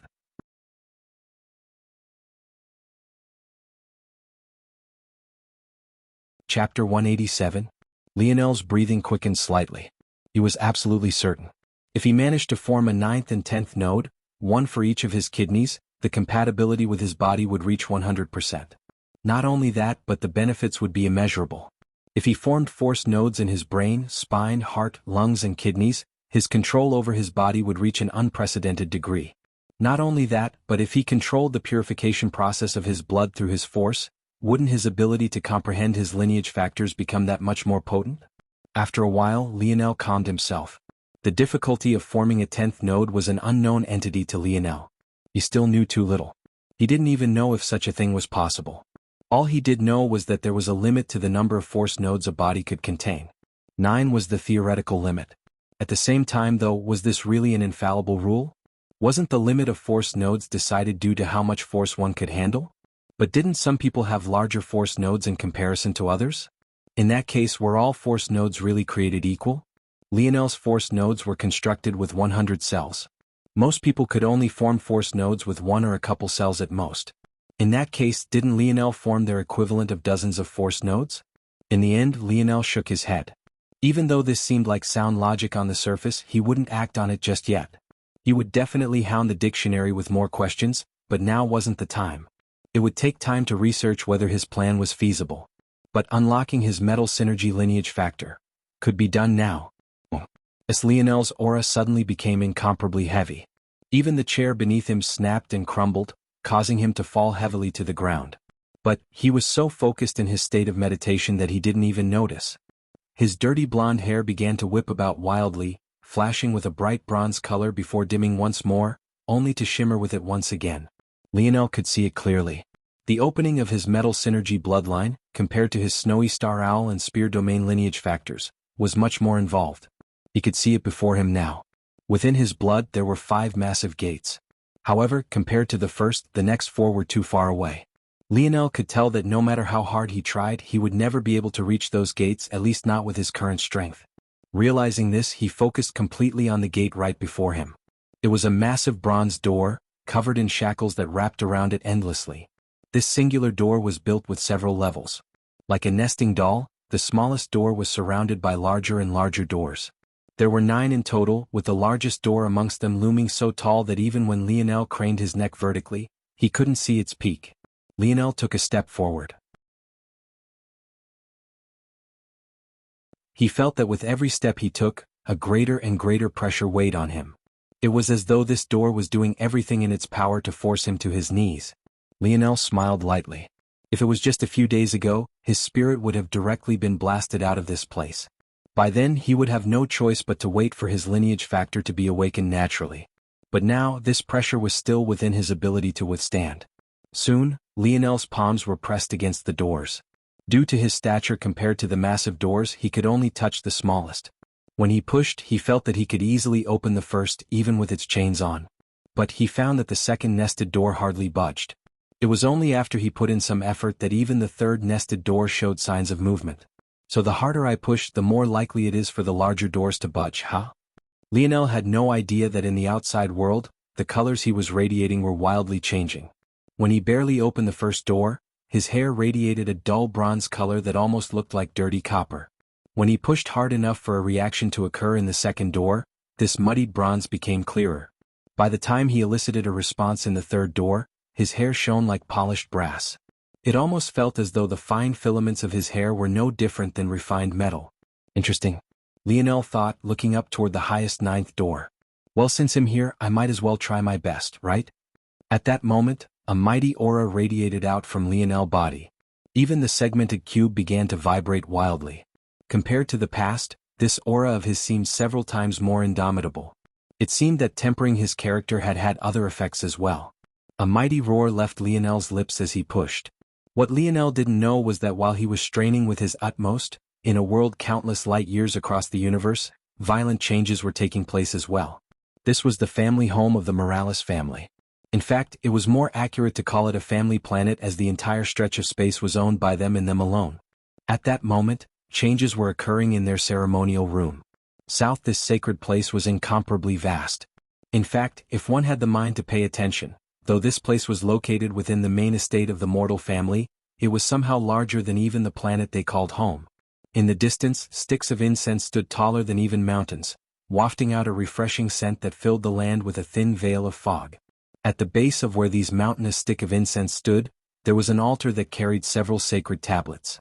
Those who knew the teachings of the Morales family were aware that each of these tablets carried the names of a generation of Morales family descendants. And, at that time, the tablet of the current generation, known as the Nova generation by the family elders, suddenly radiated out a blinding light. At that moment, the several family higher-ups who treated this place as a cultivation holy land suddenly snapped awake. What was going on? A lineage factor awakening? But everyone of the Nova generation had already awoken.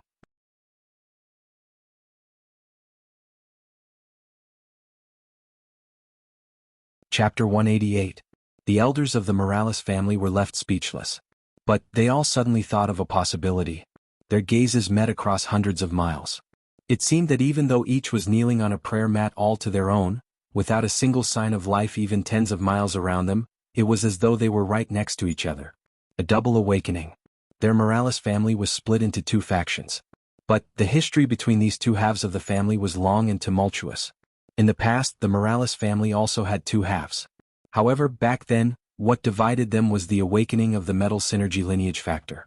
The awakening of this bloodline split the family into elites and commoners.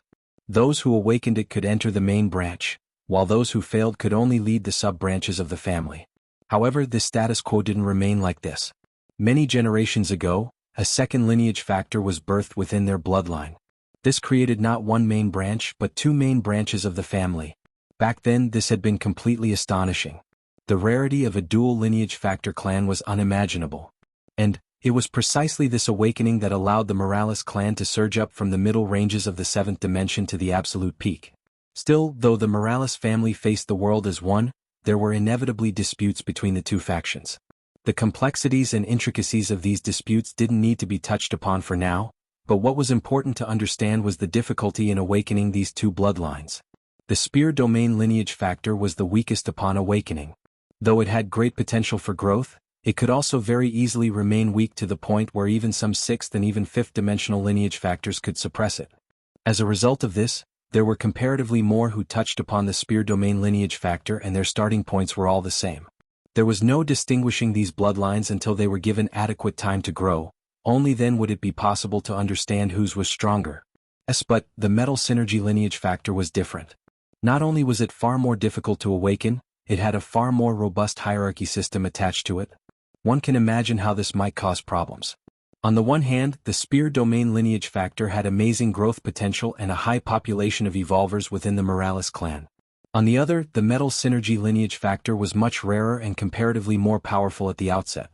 Those who initially grasped the spear domain lineage factor were branch family members who were dissatisfied with their position beneath the main branch, while many of the metal synergy branch were purists of the family. After all, much of the accomplishments of the Morales family was in thanks to this lineage factor. With a family suffering such inner strife, the best way to continue to maintain the balance was to have many young leaders who carried both lineage factors. Only that way could animosities of the past be slowly ebbed away and the family could be forged into a solid steel plate. Knowing this, it was no wonder the elders were so excited. They would have another double awakened youth from the Nova generation. They had already far surpassed the number from the last generation, but who knew they would still receive another? To put this into perspective, the last generation, the Nebula generation, only had 3 such characters. But, if this newly awakened youth was added, the Nova generation would have 8. One had to know that the greatest power of the spear domain lineage factor was its ability to aggregate the abilities of its host to form the greatest spear heritage. This meant that anyone who awakened both within the Morales clan was already predestined to be an elite amongst elites. The metal synergy lineage factor was that powerful. The elders excitedly made their way to the altar one after another. But, despite their excitement, they didn't lose their sense of propriety. This was a sacred land, they had to maintain due composure and respect. One after another, they performed their bows and kowtows, reverently praising their ancestors before closing in on the altar one by one. Our Morales clan is truly blessed. A crooked-toothed elder grinned wildly, hardly able to hold back his happiness. What do you old fogies think? You think this one will open the 9th door as well? The elders stroked their beards in happiness, not even minding the crooked-toothed elder's comments. If they were old fogies, wasn't he doubly and even triply so? Just look at that ugly yellow grin. He really lost face for all 7th-dimensional entities. It really does seem that all the stars are aligning. In the Nebula generation, only one opened the 9th door on their first try. The others could only open it on a second attempt before moving on to the 5th dimension. Yet we have 7 such youngsters already. The elders laughed heartily. Their expressions were filled with familial warmth. Though the tablet was burning too brightly to see which name it was that was causing the change, to them, it didn't matter who it was. Weren't they all part of their Morales family? Ho, those are the clear bronze lights of the 3rd door already. Let's see how far this brat goes. At this moment, Lionel had no idea that his actions were being watched. Though it wasn't exactly like that and they could only be said to be able to see which door he was attacking, he could never imagine that someone else could monitor what he was doing from countless light years away. The means of the 7th dimension were far beyond his comprehension. However, even if he did know, he wasn't in a state to mind. His heart was as still as a lake, his mind as focused as the pierce of a spear. Ah!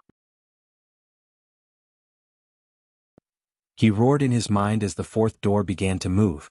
Flickering bronze patterns began to squirm across his forehead. If one looked closely, it would almost look like Lionel had tattooed a resplendent brass crown onto his head.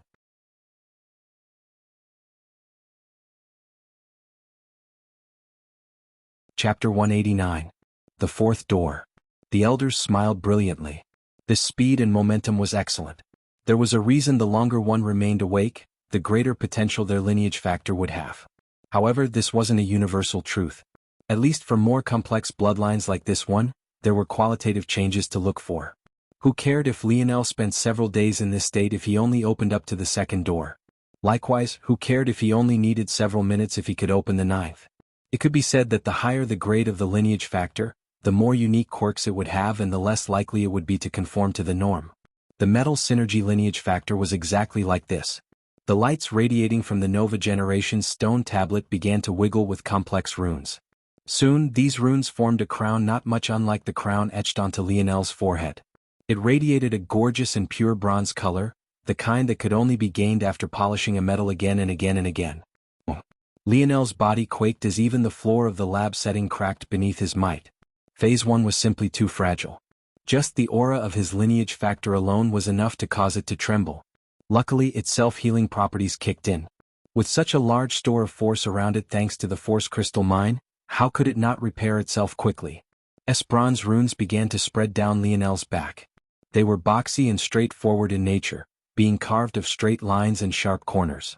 If one looked closely, it was possible to notice that they followed the pattern of Lionel's force nodes, only appearing where they appeared as though drawing a map of his inner body on his skin. The elders were astonished. This little brat only forms 6 nodes? Which elder is guiding him? A ferocious elder's beard whipped about beneath his fierce breath. One could almost mistake him for a bull. Who allowed such a talent to ruin himself like this? Many of the other elders frowned as well. They didn't reprimand the bullish elder for reacting like this at all despite this being a sacred land. Which of them didn't know that it was best to awaken one's metal synergy lineage factor after perfecting one's fourth-dimensional foundation? All of the other 7 youths had formed 9 nodes, suppressing the talent of their lineage factor until they could explode forth with all their momentum. Doing so with less would put much more pressure on oneself. Now all of them could clearly see the patterns stretching down from the crown. With their insight, how could they not tell that Lionel only had 6 nodes? At least the foundation of those 6 nodes is at the peak. With the size of those patterns, this brat definitely used at least 80 cells to form his nodes. The other elders nodded, but this only made them feel that it was even more of a pity. If they found the elder that was leading this brat, they'd definitely beat the former until he cried blood. Who would take responsibility for ruining such a genius? The 6th. The crooked-toothed elder called out. The sharp patterns bloomed across Lionel's body. This time, it no longer remained on his back and instead spread out across his limbs and chest, covering his body in a resplendent bronze that was almost difficult to look directly at. Even sitting, he looked like a Roman god carved of the most exquisite brass. The energy he wafted alone seemed to make the air around him countless times heavier. Lionel breathed heavily, his breath coming out so hot that it left billowing white steam in the air. It was just the 6th door, but it was already so difficult. It also had to be said that he had only opened it a sliver. Who knew how much strength it would take to open it all the way? Every time a pattern was drawn onto his body, it felt as though he was lifting a heavier and heavier weight. With each passing moment, his muscles would snap under the tension.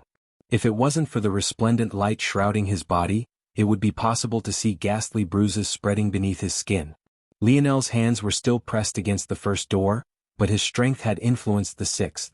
The 7th and beyond were still looming over him as though taunting him without restraint. A deep-rooted resolution caused Lionel's heart to quake. He roared with all his might, taking a step forward. Bang! The 7th door shuddered, its shackles rattling wildly. The sound of its chains banging about resounded in Lionel's mind, making him feel as though a piercing headache would tear his soul apart. Lionel's body finally couldn't bear the pressure. His skin splintered and cracked, raining down a torrent of blood that seemed to fuse with the bronze light around his body. The eerie crimson gave him a devilish air, especially as his hair whipped about wildly. At that point, even the abode setting wasn't left unscathed. Roaring black lion, flowing wind and thunderous clap could only look at one another with apprehension in their eyes. Could it be that this abode treasure couldn't withstand the force crystal core any longer? Within his bloodline world, Lionel stood leaning against the 1st doors, his head hung low. His hair covered his features completely, giving him the disheveled appearance of someone at the end of their rope. As his breathing came out ragged and unharmonious, it seemed that he really might not be able to take a single step more.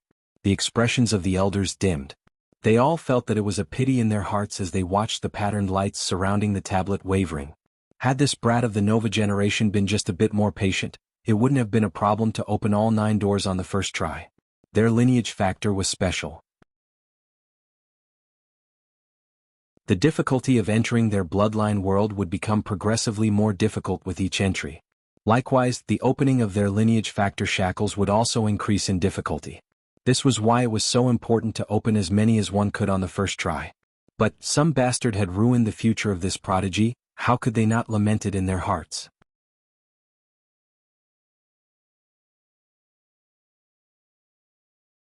Chapter 190?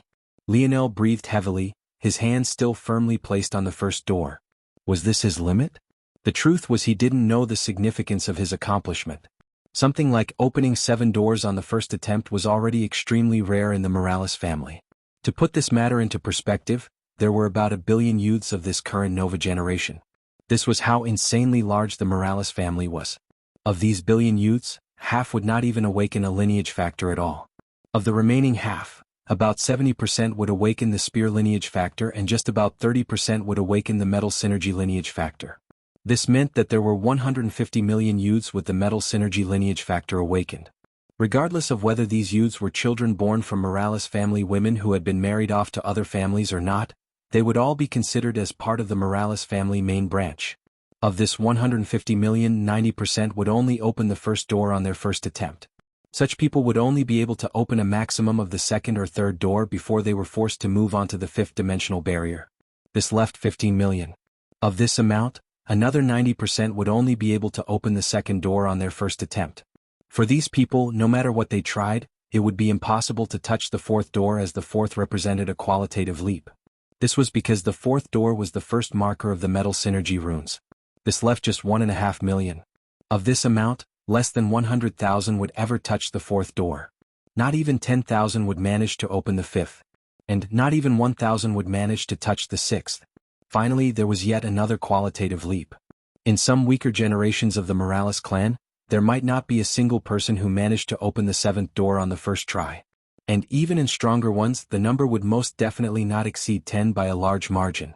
So, one can imagine how talented the Nova generation was.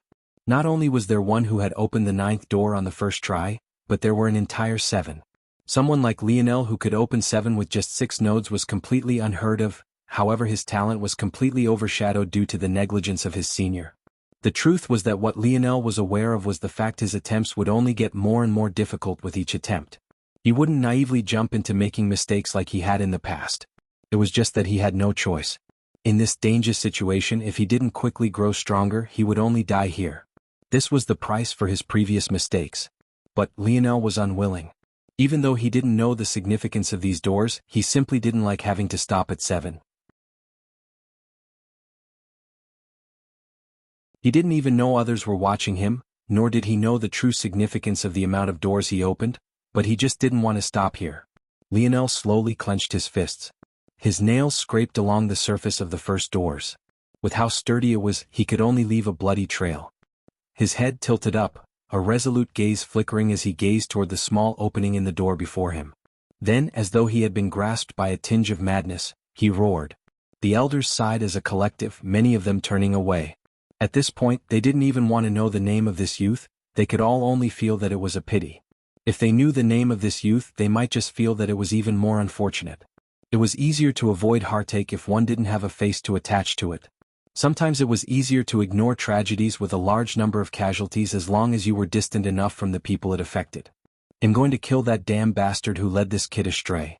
The billowing beard of the bullish elder was still frolicking about. His eyes were practically red as he watched Lionel's wavering runic patterns. It was at that moment that those very runes suddenly turned red. The elders looked over in astonishment.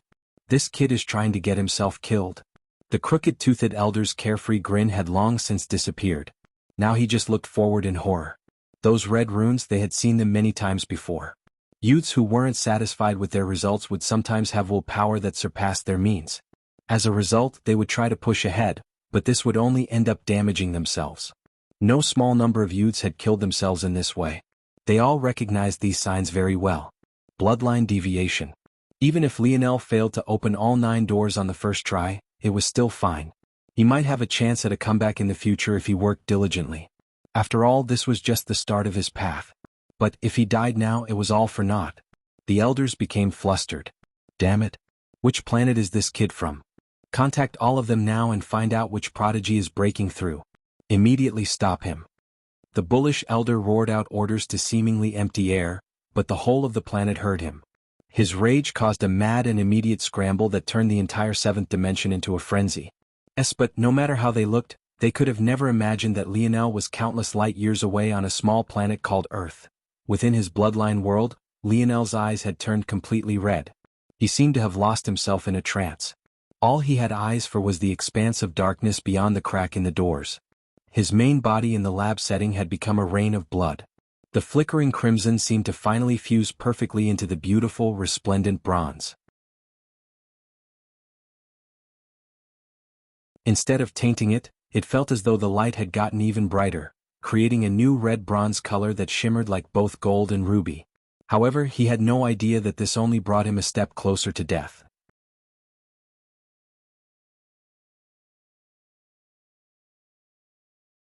Chapter 191.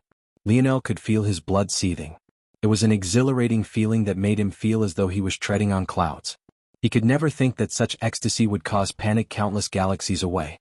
How wonderful would it be if I could feel this way for all of eternity? It was a simple thought, innocent even. But it was this very thought that led to the deaths of so many Morales family youths in the past. This feeling, it was like a drug. It was the kind of euphoria one could hardly find in life, yet it was also the very kind of euphoria that could rend the soul and send one to an early death. The elders of the family could only watch on helplessly as the red lights grew fiercer and fiercer. Even when they saw the signs of the eighth door opening, they no longer felt the same happiness. All they saw was the tragedy of another fallen genius. It could be said that though these elders were aloof and hardly made their presences known, they were filled with familial affection. Even that ungrateful bastard who stole their two family heirlooms was still spoken of fondly by the majority of them. After all, he was that singular genius of the Nebula generation they spoke about who managed to open the ninth door on his first attempt. Even though they had 7 more geniuses of this caliber, how could they not feel heartache? They only blamed themselves for not finding this prodigy earlier. Within the lab setting, the changes happening to Lionel shouldn't have been obvious. If it wasn't for the fact his own blood was pooling around his body as though seeking to form its own pool of liquid, it would be hard to tell that anything was happening at all. But at this moment, the instant Lionel touched upon the 8th door, the very same runes that had been etching them onto his skin made their way onto his bones. If his body was sliced open and his skeleton was revealed, it would be possible to see runes of red bronze being carved into them. The sound was especially grating on the ears. It sounded as though a fork was being raked across a steel pot, grinding into it again and again. However, Lionel felt none of this pain. In fact, the longer it went on, the better he felt. It was almost like a release, a spike of dopamine he couldn't get enough of. Many would see pain as an annoyance. But in many ways, pain was the reason one could stay alive. The absence of pain could very easily lead to death. It was a necessary part of life. But Lionel didn't even notice this. Even as his body was falling apart, there was a bloody smile hanging on his face. It would have been quite a sweet smile, the very smile he practiced to show to Aina, yet now it just seemed sad. Within the bloodline world, Lionel's figure looked no different. He had practically become a man of blood, dripping from head to toe as his fists pushed flush against the first door. His eyes continued to gaze through the crack as though the expanse of darkness held his most fervent desire. It was no longer a matter of willpower. Could this even be considered willpower? He loved this feeling. Could doing something that felt so good even require willpower? The crimson light within the Morales family's sacred land had grown overwhelming. It pierced into the skies, growing to a height that almost matched the mountainous stick of incense. The pillar was intertwined with runes of bronze, radiating a beautiful and majestic color. But to the elders, it looked no different from the send-off of a genius. A prodigy, dead just like this, even without letting the world see his brightness. More and more elders shook their heads to leave. They weren't willing to dampen their moods any longer. Someone else would investigate this matter thoroughly and find all those responsible. This was definitely a capital crime. Whoever was responsible deserved to be executed. Lionel's ragged breath sounded out. By now, he sounded more like a beast in heat rather than a man near the end of his life. He felt like he was so close. If pushing open the 8th door felt so good, how good would the 9th door feel? Wouldn't the pleasure drown him? However, at that moment, Lionel suddenly frowned. Why did he feel a nagging itch in his heart? What was this annoying feeling? I have to go to Aina. Yes, he already knew this. Wasn't that why he had to get out of this place? He would have a greater chance at saving Aina if he opened the ninth door. With how powerful this lineage factor was, wouldn't he be able to sweep through terrain with ease? Yes, that was right. All he needed to do was open the ninth door. Respect and persistence in all things. Yes, he already understood this. Why was this running through his mind now? Wasn't he persisting right now? He was trying very hard. It was just that his reward for his persistence felt too good. Was that his fault? Do you really understand what these two words mean? His father's smiling visage appeared in his mind. That old man was being annoying as usual, wearing that smug smile as he pushed his glasses up with a finger. Of course he already understood what those two words meant. Do you really? Lionel faltered. Nothing easily gained is worth attaining. Lionel trembled. He thought he had understood this fact as well. Wasn't that why he had been so stubborn previously? It was even to the point he ignored his own talent and tried to comprehend his lineage factors on his own. Wasn't that what his father had meant by persistence? Yes, but why did he feel like that understanding was so shallow? It was shallow to the point even he had abandoned those thoughts, realizing that it was his own haughtiness that brought him to this point. The voice in his mind didn't speak again, but Lionel found that the doors he was pushing up against suddenly forced him to slide back. It was as though they were trying to remind him to push back, as though they wanted to remind him just how important opening the ninth door had been to him just a moment ago. Nothing easily gained is worth attaining. Lionel's dull eyes suddenly gained a sharpness. At that moment, a pain the likes of which he had never felt in his life suddenly assaulted him. He raised his head and roared in pain, his cry shaking even the force crystal mine.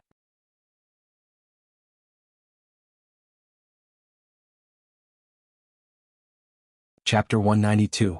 The pain, it was unbearable. Lionel felt as though countless tiny knives were ripping through his skin and bone. He had never experienced such a thing in his life. It could be said that the worst injury he had ever suffered was a few fractures to his ribcage. Even the flesh wound his hands had suffered had been mildly less painful than that. But, compared to this, those injuries were akin to an irritating paper cut. At that moment, Lionel had every intention of letting go. It was too painful. If he just let these doors close, everything would be all right. Then he could take a rest and try again later. That would be fine, right? Lionel hadn't been one to lie to himself. He knew that he wasn't the hardest worker. He also knew that he didn't have the most resolute will. These weren't things one was born with. The reason his father tried to ingrain those two values into him time and time again was to remind him the value of growth. He was an 18-year-old boy. He had hardly faced any hardships in his life. Though he lived on a paradise island, he had never truly felt restricted by it. And even though he had lived in such a place, it wasn't as though they were slums. Each paradise island was well tended to and provided for. Expecting him to have the will to trample the heavens and sunder the earth like some anime character was absolutely ridiculous.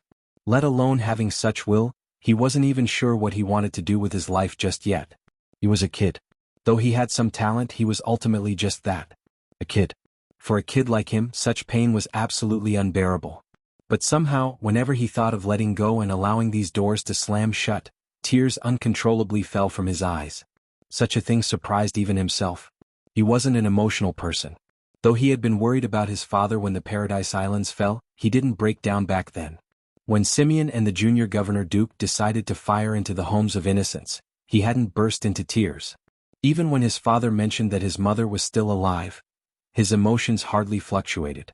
Yes, but there were also many times he did inexplicable things outside the bounds of his calm and cold logic, things even he couldn't explain. He put his life on the line to save the lives of English and Frenchmen he didn't know. He wanted to be with Aina for reasons even he found difficult to put into words. And right now, he really didn't want to let go. These were tears of frustration, pain, and conflict. He could feel the doors making him buckle under their weight. It was as though they were enraged. He had suddenly regained his senses and now wanted to make him pay the greatest price. They wanted nothing more than to shatter him to a pile of bone and flesh. If he took a step back, they might still give him a chance at survival. But if he dared to take another step forward, they would go all out to kill him. Sometimes in life, the different paths people follow can be decided in an instant. That was what people who were pretending to be profound said anyway. In reality, things weren't so simple. A single decision couldn't change anything.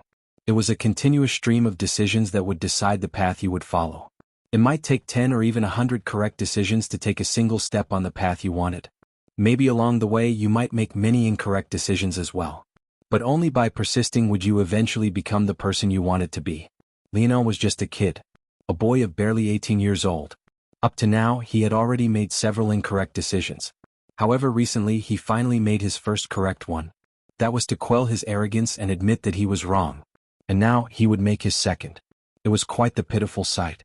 When the world spoke of his exploits in the future, they would never know that an overlord who could overturn the universe with a single palm was once a young boy who had a face filled with tears and snot during his first attempt to release the shackles of his bloodline. 8. Lionel took a step forward. He heard the sound of his legs cracking, but the adrenaline rush flowed throughout his body, masking the pain for but a moment. He screamed, his throat hoarse. Even he didn't know why he kept going. All he knew was that these damn tears wouldn't stop if he took a step back. That was right. He wasn't crying because of the pain. That was his story and he was sticking to it. Bang.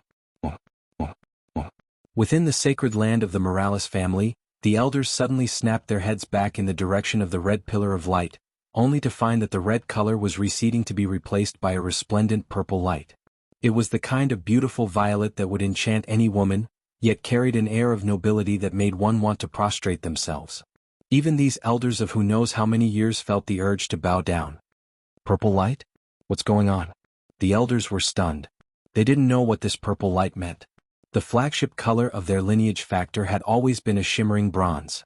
The only exception was during bloodline deviation when it would become red, but that was basically a death sentence. The number of clan members who had survived bloodline deviation in their long history could be counted on one's hands, but violet? This had never happened before. Even the 9 doors of the 5th, 6th, 7th and 8th dimensional shackles of their lineage factor didn't carry such a color. They would always be bronze, the only difference was the brightness of their light and their strength. Of course, the fact their bloodline shackles had 5 sets of doors and not 4 like the masses thought was a deeply held secret. Lionel hadn't thought much of it when he saw 5 sets of doors, having no idea how tightly held such a thing was. The 9th door. Suddenly one of the elders called out in shock. They had been so caught up in the shocking color that they hadn't noticed that the signature of the 9th door had appeared. The first 3 doors was a progressive purification of their bronze color, the 4th door formed the runic crown, the 5th form was the force node runes, the 6th formed the force skin runes, the 7th formed the force vessel runes, the 8th formed the force bone runes, and the 9th form was the force halo runes. A grand violet bronze halo appeared above Lionel's head, causing the ground beneath him to shatter. In fact, it was to the point that a hole was blasted through the segmented cube entirely, causing him to almost fall through and directly onto the force crystal core below. Luckily, a barrier was quickly formed, protecting him from such a tragedy. At that moment, within his bloodline world, Lionel pushed with his last bit of strength, causing the 9 doors to blast apart of their own accord. He hardly noticed the lights of bronze and violet that descended onto him before he fainted.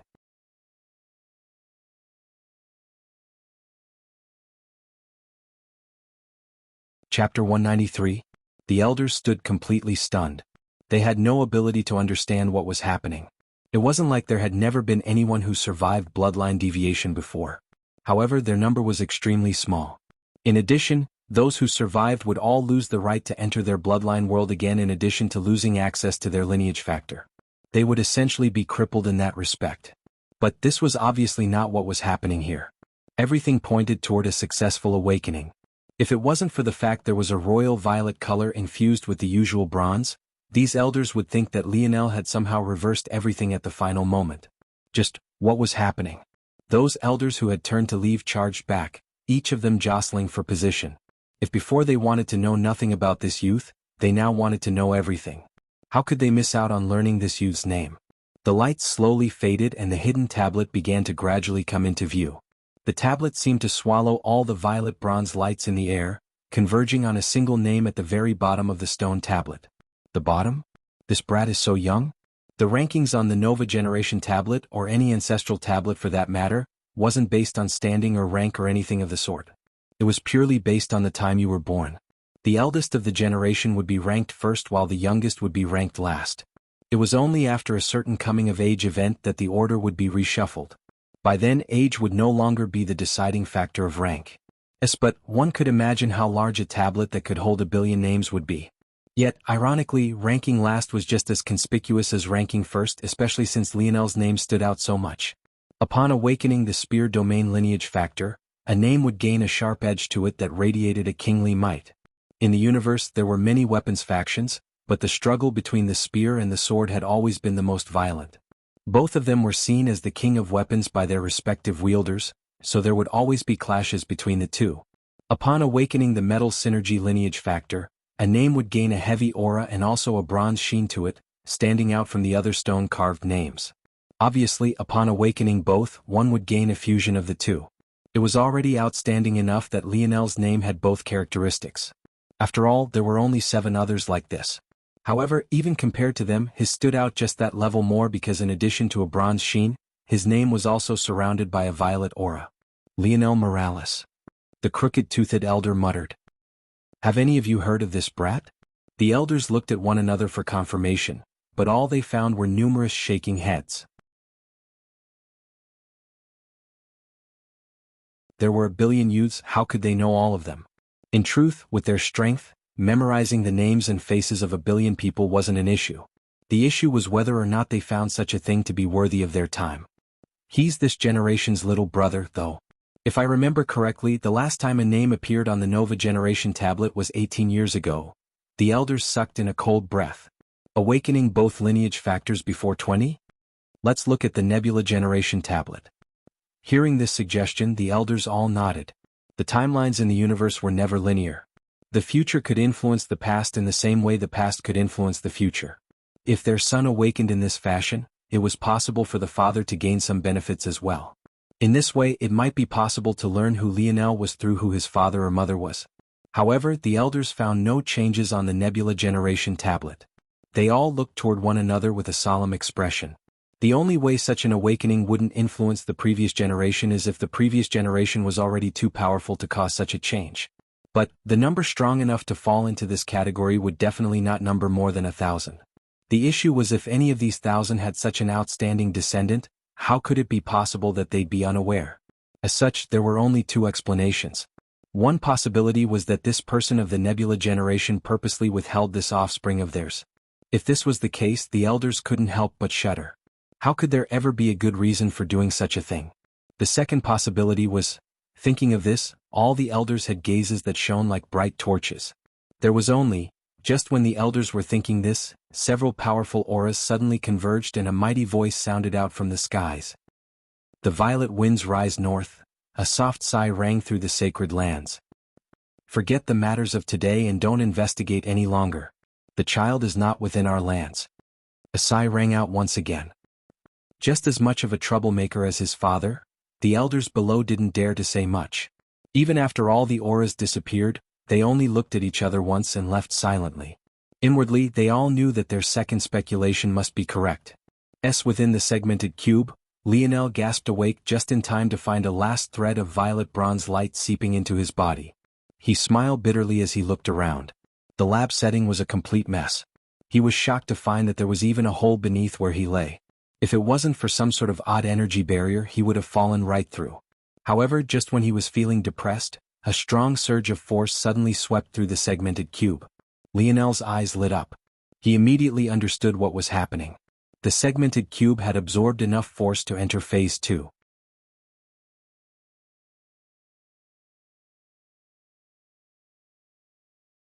Chapter 194. Lionel smiled. The evolution didn't take very long at all. In fact, it could be considered to have happened in the blink of an eye. The lab setting doubled in size. But, surprisingly, the outside view of the segmented cube actually shrunk by a size down to a 5-meter radius.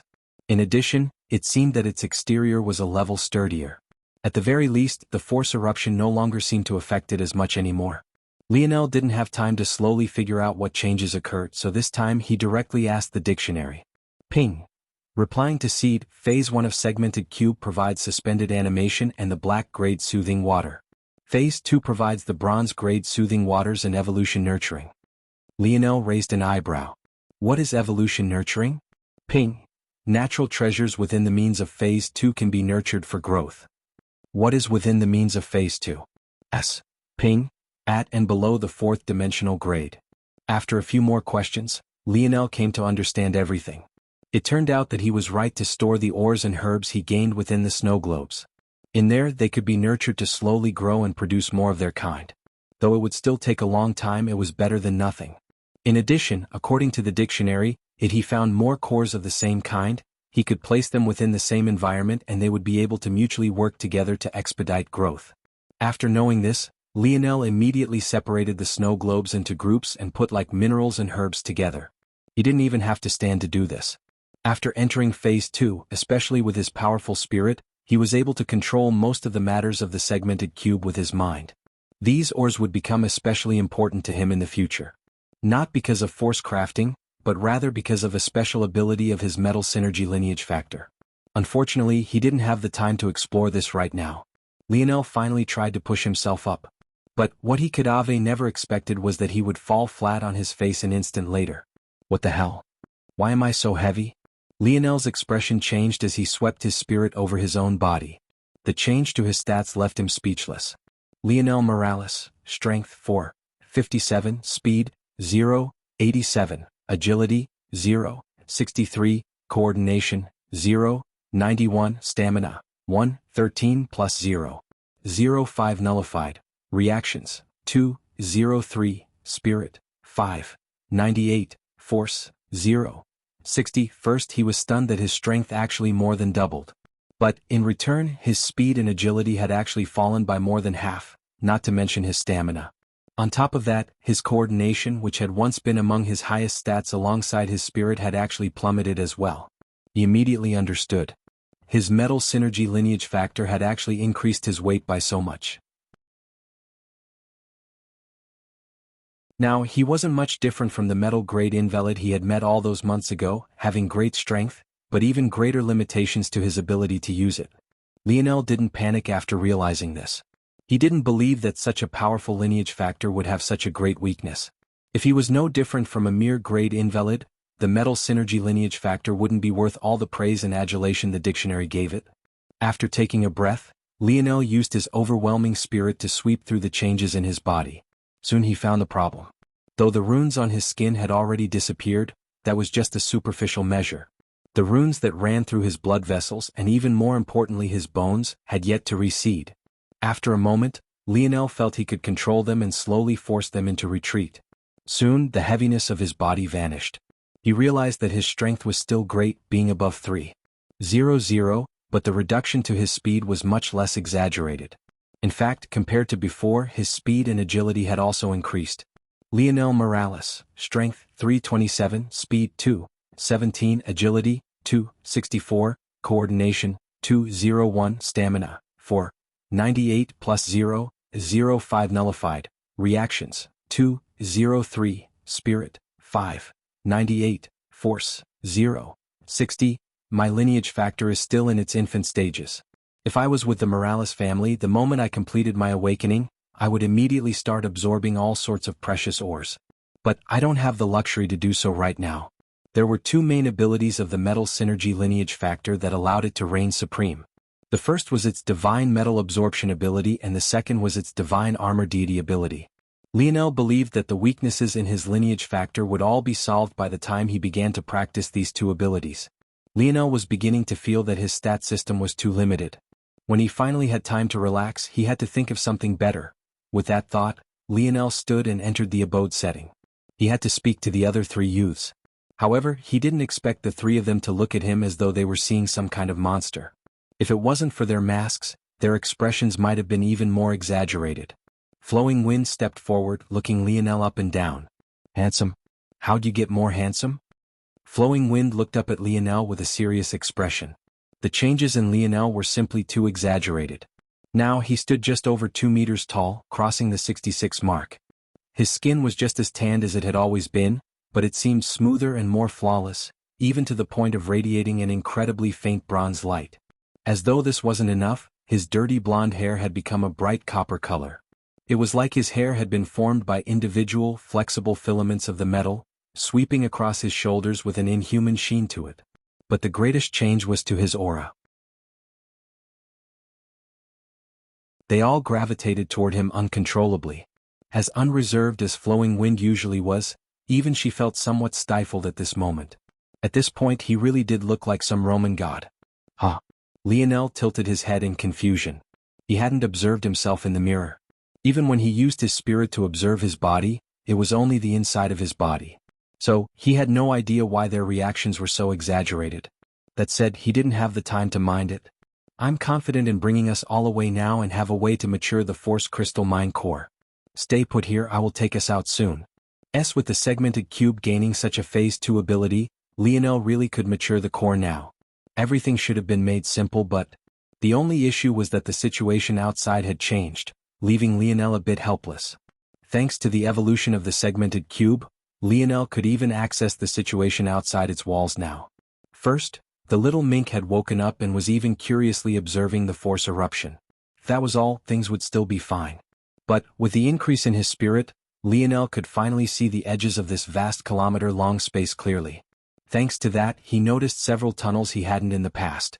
And, one of those tunnels led to a valley a group of people were currently exploring. It wouldn't be long before they found this place.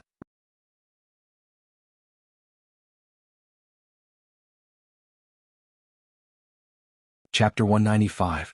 Lionel dropped down from the segmented cube, a hint of caution in his pale green eyes.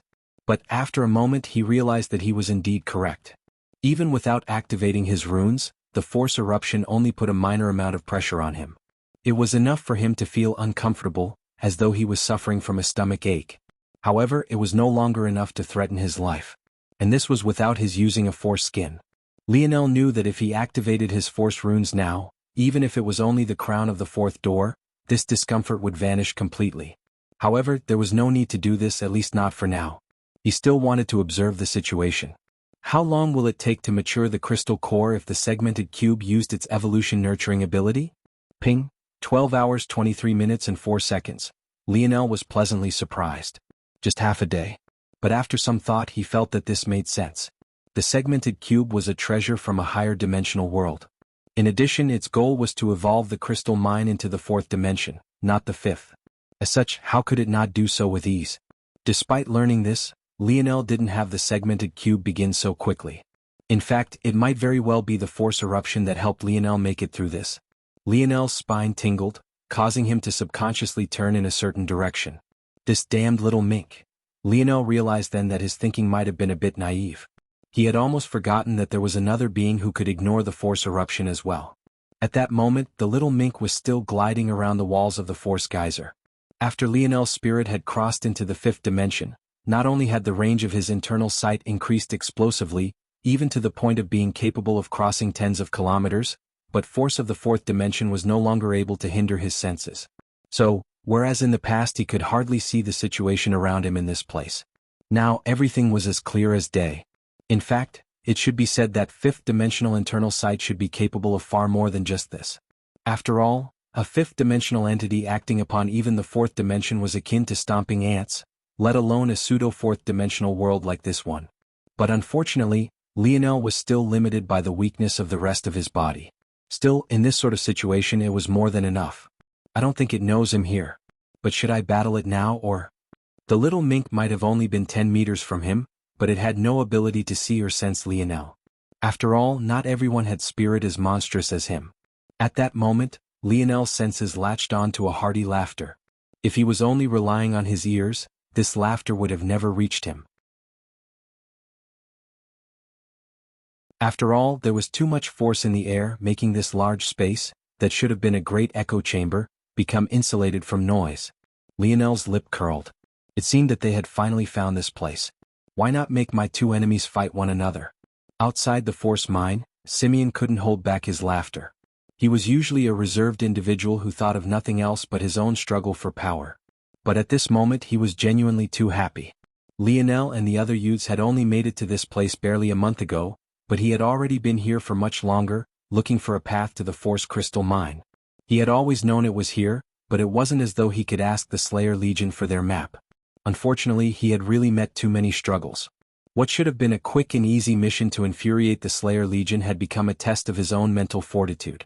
But now it was perfect. Everything was worth it now. In fact, the Force Eruption was also a great help to him.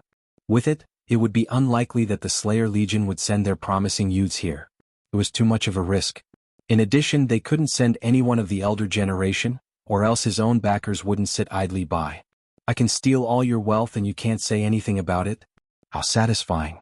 After regaining his calm, Simeon's expression once more settled back to his usual haughty air. 7. Take the vanguard. You must last 10 minutes, or of what use are you to me? Yes, young lord. Simeon named all his subordinates by numbers even though they had their own names. Even the Rat Lionel had killed before was known as Rat 006, one of his more precious test subjects. However, those who could be called by numbers without prefixes were most definitely the most powerful of his men. After taking the vanguard, 7's force surged. But he wasn't the only one. 8 men and women stood around Simeon in a protective circle. However, around them, in an even larger encirclement, there were at least 30 other warriors. It was these 30 that also surged with force along with 7. The force coalesced, winding together almost like a living, breathing beast. To the naked eye, it seemed as though nothing at all was happening.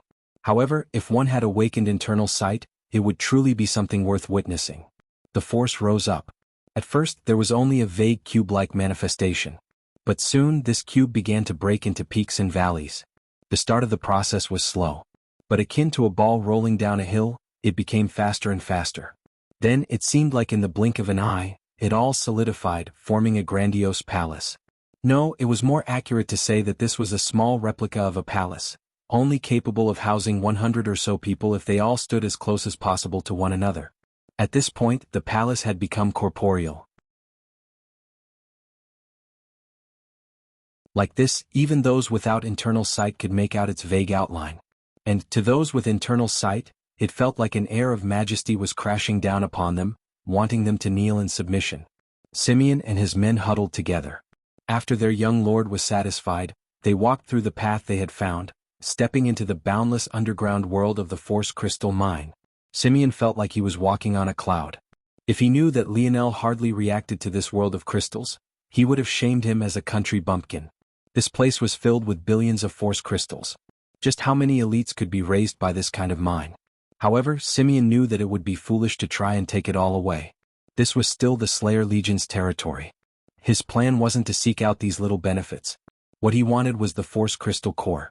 Even though the Force eruption was outside his expectations, he still had methods to deal with it. In addition, he was also excited about the natural treasures that could be birthed in this environment. Force crystal mines were always accompanied by such treasures. They'll retrieve the core first. Then I can seek out other benefits after it's secured. The group continued to walk forward. Their destination was very easy to spot. After all, a geyser of white that could even be seen with the naked eye was right before them. Lionel watched all of this happen from within the Force geyser, feeling quite helpless. There were such techniques to protect against Force eruptions as well? It truly made his own method seem poor by comparison. In the future, when he gained enough skill to upgrade the dictionary, he would most definitely change this straightforward habit of its, "Go on, little mink, help me vent some of my frustration." The moment Lionel had this thought, the little mink had already pounced, causing him no small bit of pleasure. However, his smile slowly faded, giving way to a cold intent. The monocle-wearing bastard definitely needed to die today. The little mink was feeling quite pleased with itself. It had been the first to find this place thanks to its small size and unique abilities. Walls. How could they possibly stop it? It could pass through them with ease. Unexpectedly, its ability was actually triggered to another level upon reaching this place. Now it was even more formidable than it had been in the past. The only detestable thing was that someone had actually attacked it in its sleep. How despicable. Didn't that person see how adorable it was? How could it stand to attack it? Luckily, it had great abilities and that despicable person hadn't been able to touch a hair on its noble head, or else how would the world live on without it? The little mink didn't think much about these things. It only knew that if it had gained so many benefits just from being so far away from the Force eruption, how many more benefits would it gain by approaching the center?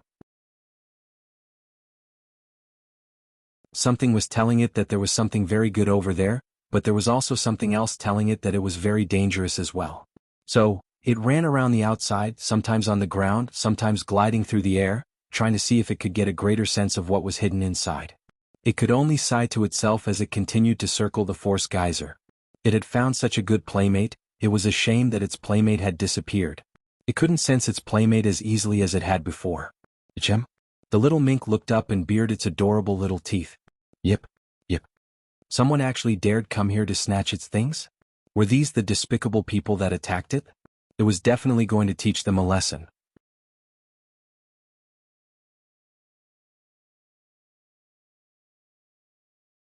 Chapter 196. The members of the Brazinger family were caught completely off guard. In one instant they were happily thinking about all of the rewards they would reap on this journey, and in the next, a flash of black light appeared before their palace of force, crashing into it with a loud bang. The little mink rebounded off the shield, confusion coloring its adorable features. It was clear that it hadn't been hurt by the rebound. In fact, this was a benefit of its shadow world ability. Its body was perpetually existing on two planes, so any attacks it suffered would only be half effective. It could only be said that the little guy had a truly broken ability, and who knows how it had evolved now. Still, that didn't stop the little mink from being shocked. The only thing it had ever been unable to go directly through was the light attacks of its playmate. It didn't think that this illusory palace could also stop it like this.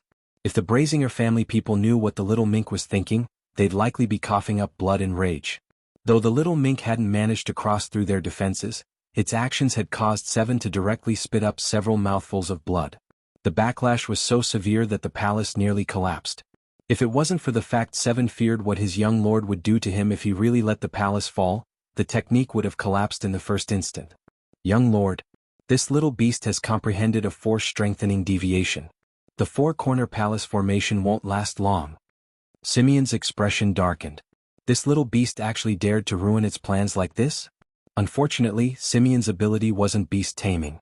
Beast taming was just a product of him putting his genetic manipulation ability into effect. In order to do this, he needed his victim to be completely restrained, and he also needed time to perform several complex calculations. It was completely impossible for him to take control of this little mink with ease. However, after a few moments of thought, his frown gave way to a smile. A beast that had comprehended a force-strengthening deviation? How valuable was that? Though he had other beasts of this caliber, it was clear that this little mink's force-strengthening deviation wasn't normal. It was very likely of an exceptionally high grade. Lionel watched all of this from a distance, his expression growing solemn. The little bastard actually didn't manage to break it in a single hit.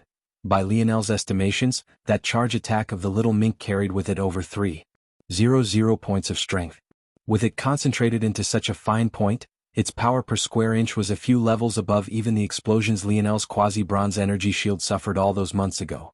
Yet, his chain necklace almost shattered completely back then. What did this mean?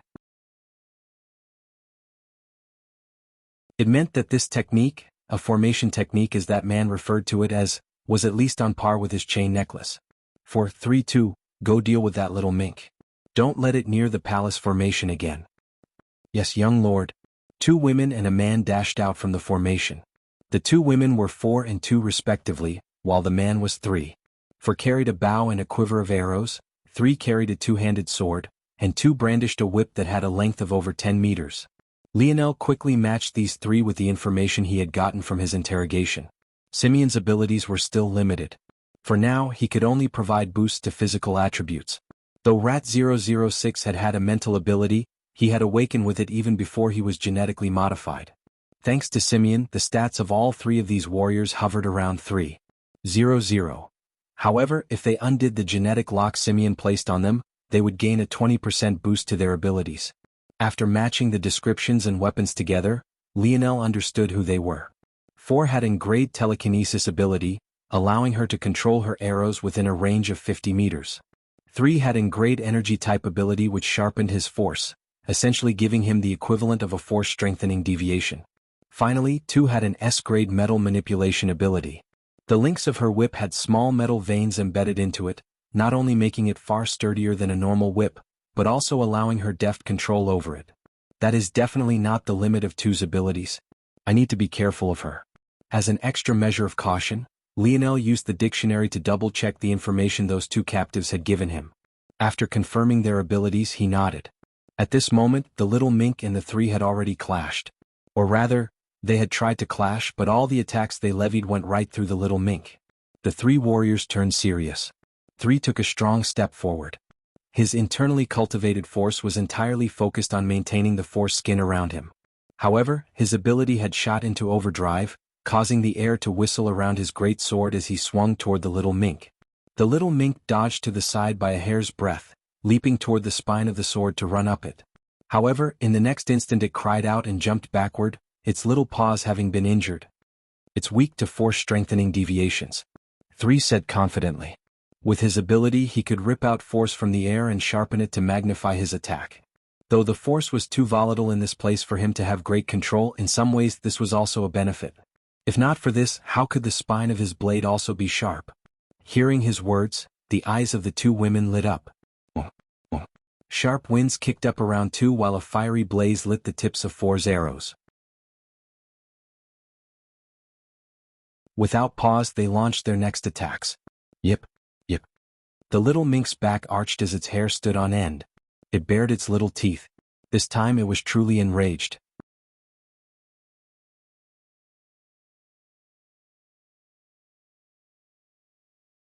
Chapter 197. The little mink knew that all this wasn't normal. There were beasts on this island that had force-strengthening deviations as well, but they had still never been able to hurt it. The only explanation was that this place, while restricting the control these 3 had, was also amplifying their strength as well. It wasn't as though the little mink's thoughts were so intricate. It mostly worked on instinct, having the intelligence of a 3-year-old child at best. But what it did know was that if the abilities of its enemies were amplified, so were its. The little mink brandished its small claw, swiping at the air.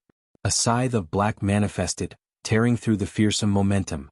In the blink of an eye, it was already several times larger than the little mink that had cast it out. However, its power had also been spread out just as well. Despite this, the expressions of the 3 warriors still changed. 3 took the vanguard, roaring as he slashed downward. 4 rapidly retreated and 2 brandished her whip like a cyclone, creating a barrier of sharp winds and clanging metal. The 3 were forced into a furious retreat. Looking toward the enraged little mink, apprehension colored their expressions.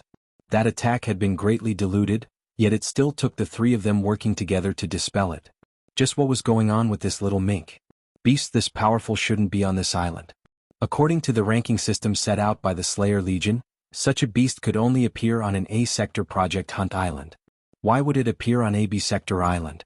One had to know that these regulations were tightly controlled. Project Hunt provided a great opportunity, but it could also pose a great threat to Earth as well. They were essentially raising powerful enemies for themselves. So, how could these islands not be tightly monitored? The only explanation for this was either that this little mink had only recently evolved to have this level of strength or that it was simply too good at escaping. It might very well be both. Realizing this, the 3 grew serious. Though each of them was confident in taking on this little mink alone, they were on a timeline. The young lord had already said he wanted 7 to last for 10 minutes. With how demanding the young lord was, one could deduce that lasting for this period of time was definitely difficult. Now that the formation had actually been damaged, it was likely that he would last for even less time. If that was the case, 7 would have to be swapped out.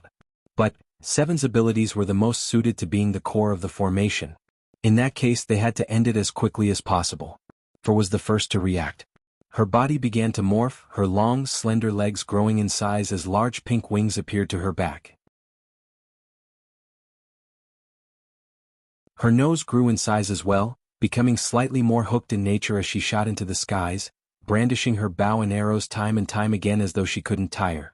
3 reacted swiftly as well. His body grew half a meter in size, his back becoming somewhat hunched over. Muscles bulged along his arms and a patch of dense hair burst out from his chest. 2 was the last and experienced the least changes. However, if one looked more closely, it was possible to see that her nails had gained a metallic hue and grown about an inch.